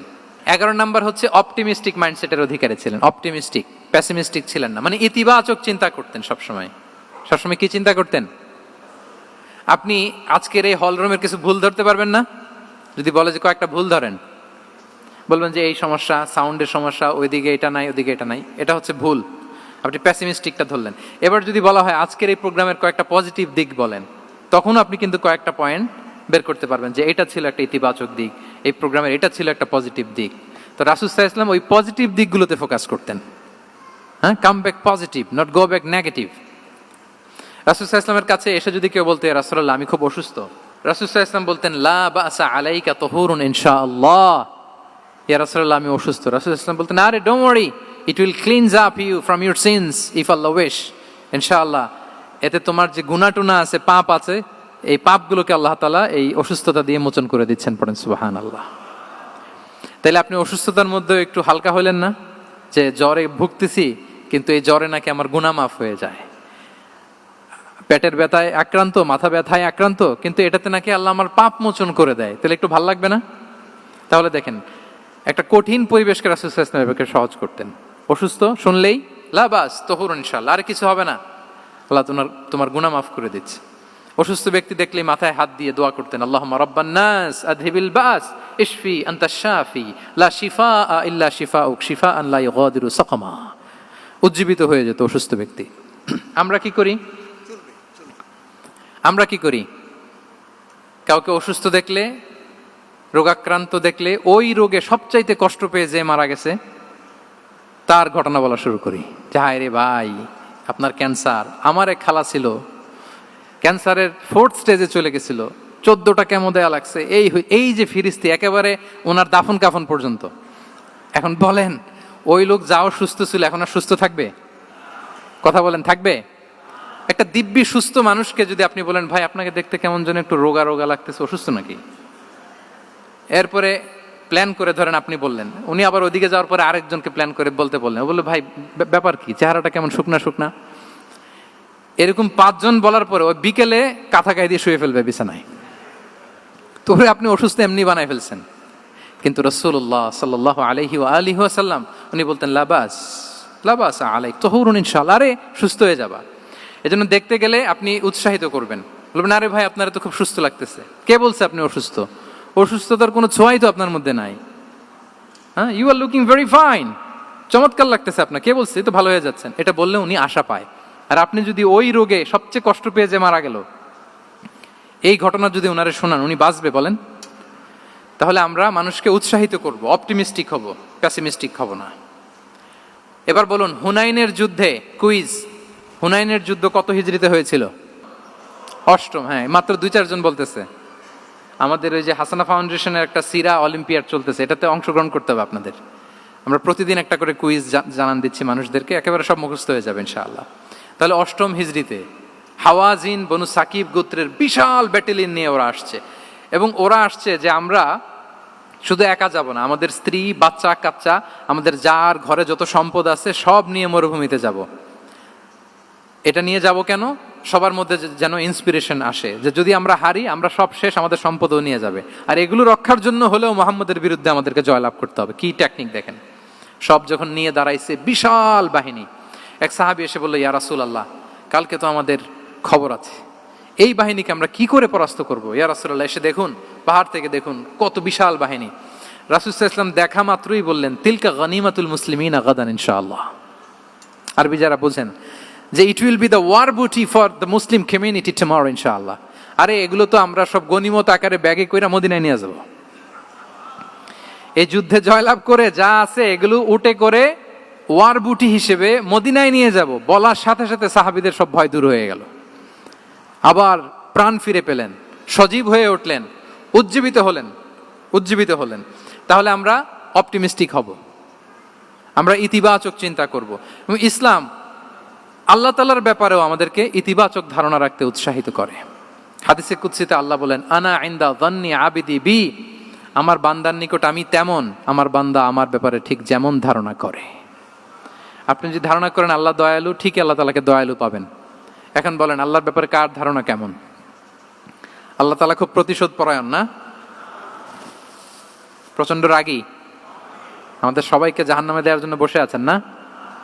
তাহলে কি ধারণা বলেন তো? তিনি দয়াময়, তিনি মেহেরবান, তিনি আমাদেরকে অবশ্যই ক্ষমা করবেন। এই বিশ্বাস আল্লাহর প্রতি আমাদের সবার আছে তো? এই বিশ্বাস যদি থাকে, ঠিকই আল্লাহ তাআলাকে রহমান রাহিম হিসেবেই আপনি পাবেন। লাস্ট হচ্ছে রেজিলিয়েন্ট। শেষ, I am going to conclude my speech today. Resilient হচ্ছে যাকে থামানো যায় না, আনস্টপেবল। সংকট কাটিয়ে ঘুরে দাঁড়ানোর সামর্থ্য যার থাকে তাকে বলে রেজিলিয়েন্ট। লেগে থাকার মানসিকতা, টিকে থাকার যোগ্যতা, সহজে হার না মানার যে অ্যাটিটিউড, এটাকে বলে রেজিলিয়েন্ট মাইন্ডসেট। রাসূল সাল্লাল্লাহু আলাইহি ওয়াসাল্লামকে আল্লাহ তাআলা এই মাইন্ডসেট দিয়েছিলেন। ওনাকে হারাইতে পারছে কেউ? জীবনের সাথে এটা সেট করে নেন যে আমি কখনো হারি না, আমি হয় জিতি নয় শিখি। আমি কখনো হয় জিতি নয় শিখি। এই মাইন্ডসেট যদি গ্রো করেন, আপনার হারাইতে পারবে কেউ? পারবে না। রাসূল সাল্লাল্লাহু আলাইহি ওয়াসাল্লাম he was unstoppable, having unbelievable সাবর। ধৈর্যের পাহাড় নিয়ে, আনস্টপেবল অ্যাটিটিউড নিয়ে তিনি শুধু সামনে গিয়েছেন, পেছনে যান নাই কখনো। সীমাহীন কষ্ট আর সংগ্রামের মধ্য দিয়ে গিয়েছেন, থামাতে পারে নাই ওনাকে কেউ পারে নাই। ইয়াতিম হিসেবে জন্মগ্রহণ করলেন, পৃথিবীর আলো দেখবার আগে বাবাকে হারালেন, ছোট বয়সে মাকে হারালেন, পরে দাদাকে হারালেন, এরপর চাচাকে হারালেন। শিয়াবে আবি তালেবে জেল খেটেছেন 3 বছর। Physical torture, mental torture, life threat, হত্যা করার ষড়যন্ত্র হয়েছে। আল্লাহ তাআলা বলেছেন আজ রাতে হিজরত করো। ব্ল্যাক ম্যাজিক করা হয়েছে। লাবিদ ইবনুল আ'সাম, এক ইহুদিদের মিত্র, ওনাকে ব্ল্যাক ম্যাজিক করেছে। মারার জন্য খাদ্যে বিষ মিশিয়ে দেয়া হয়েছিল। বাজুর মাংস, খাসির বাজুর মাংস পছন্দ করতেন। খাইবারের এক ইহুদি নারী এই ছাগলের এই মাংসের মধ্যে বিষ দিয়েছিলেন। ইহুদিদের পক্ষ থেকে betray, treachery, conspiracy and what not, কি বাকি ছিল বলেন? ষড়যন্ত্রের এমন কোন ধরন ছিল না যেটা তারা বাকি রেখেছে। কিন্তু রাসূল সাল্লাল্লাহু আলাইহি ওয়াসাল্লামকে কি থামানো গিয়েছিল? বলেন, থামানো গিয়েছিল? গোটা বিশ্বব্যাপী উনি ছড়িয়ে দিয়েছিলেন লা ইলাহা মুহাম্মাদুর, so nothing can stop him. আমাদের যে লক্ষ্য, ওই লক্ষ্য পানে আমরা পৌঁছবই, আমাদেরকে কোনো কিছু থামাতে পারবে না ইনশাআল্লাহ। বলেন, আমরা আমাদের লক্ষ্য পানে মানজালে মাকসাদে দৌড়ে দৌড়ে যাব। আমাদেরকে থামিয়ে দেয়া হলে আমরা হাঁটতে থাকবো, সেখানে আমাদেরকে আঘাত করা হলে আমরা হামাগুড়ি দিয়ে সামনের দিকে যেতে থাকবো, সেখানেও থামিয়ে দেওয়ার চেষ্টা করা হলে আমরা আমাদের মঞ্জিলে মাকসুদের দিকে অপলক নেত্রে চেয়ে থাকবো। আমাদেরকে কেউ থামাতে পারবে? রেজিলিয়েন্ট, অনর, অটল, আনস্টপেবল, এই মাইন্ডসেটের অধিকারী ছিলেন। ফলেই তিনি লা ইলাহার বাণীকে গোটা বিশ্বে ছড়িয়ে দিতে পেরেছেন। তাহলে আমরা রেজিলিয়েন্ট হতে চাই কি চাই না বলেন? সম্মানিত শুধু মোট কয়টা মাইন্ডসেট জানলাম? 12টা। এগুলোকে আমরা নিজেদের মধ্যে ধারণ করতে পারবো ইনশাআল্লাহ। কারণ রাসূল সাল্লাল্লাহু আলাইহি ওয়াসাল্লাম আমাদের জন্য যা নিয়ে এসেছেন ওইটাই আমাদের আঁকড়ে ধরতে হবে। যেটা বারণ করেছেন ওইটা থেকে আমাদের দূরে থাকতে হবে। যে আয়াত দিয়ে শুরু করেছিলাম সূরা হাশরে, রমা আতাকুমুর রাসূলু ফাখুযুহু ওয়া মা নাহাকুম আনহু ফানতাহু। নবী যা এনেছে ধরো, নবী যা বারণ করেছে সেগুলো ছেড়ে দাও। আমরা আল্লাহ তাআলার কাছে কামনা করি আমার নবী ওনার যে থট প্রসেসকে ডেভেলপ করেছেন, ওনার যে অ্যাপ্রোচ এন্ড মাইন্ডসেটকে ডেভেলপ করেছেন, আমরাও যেন আমাদের মাইন্ডসেটকে ঠিক ওইভাবে করতে পারি। আমাদের রাসূল সাল্লাল্লাহু আলাইহি ওয়াসাল্লাম যেভাবে চিন্তা করতেন, আমাদের ভাবনা এবং চিন্তার আঙ্গিনাও যেন ঠিক সেই রকম হয়। আমরা সবাই পড়ি আমিন। তার মাইন্ডসেট হবে আমাদের মাইন্ডসেট, কি বলেন? পারা যাবে তো ইনশাআল্লাহ? তাহলে কয়টা মাইন্ডসেটের কথা বলেছি? 1 নম্বরে কি ছিল? God centric. 2 নম্বরে ভিশন ওরিয়েন্টেড। 3 নম্বরে উইজডম ড্রিভেন। 4 নম্বরে রিফর্ম সেন্ট্রিক। 5 নম্বর ওপেন মাইন্ডেড। 6 নম্বর এন্টারপ্রেনার। 7 নম্বর কনসিডারেট। 8 নম্বর ট্রান্সপারেন্ট। 9 নম্বর অ্যাপ্রিশিয়েটিভ। 10 নম্বর ফ্লেক্সিবল। 11 নম্বর অপটিমিস্টিক এবং 12 নম্বর রেজিলিয়েন্ট। এটা ছিল রাসূল সাল্লাল্লাহু আলাইহি ওয়াসাল্লামের মাইন্ডসেট। এই মাইন্ডসেট দিয়ে যদি আমরা আমাদের মাইন্ডসেটকে সাজাতে পারি, আমাদের সফলতা দুনিয়া এবং আখিরাতে কেউ ঠেকাতে পারবে। আল্লাহ তাআলা আমাদের সবাইকে কথাগুলো বোঝার ও আমল করার তৌফিক দান করুক। হাদা মা ইনদি ওয়াল ইলমু ইনদাল্লাহি আলাইহি তাওয়াক্কালতু ওয়া ইলাইহি উনীব। আসসালামু আলাইকুম ওয়া রাহমাতুল্লাহি তাআলা ওয়া বারাকাতুহু।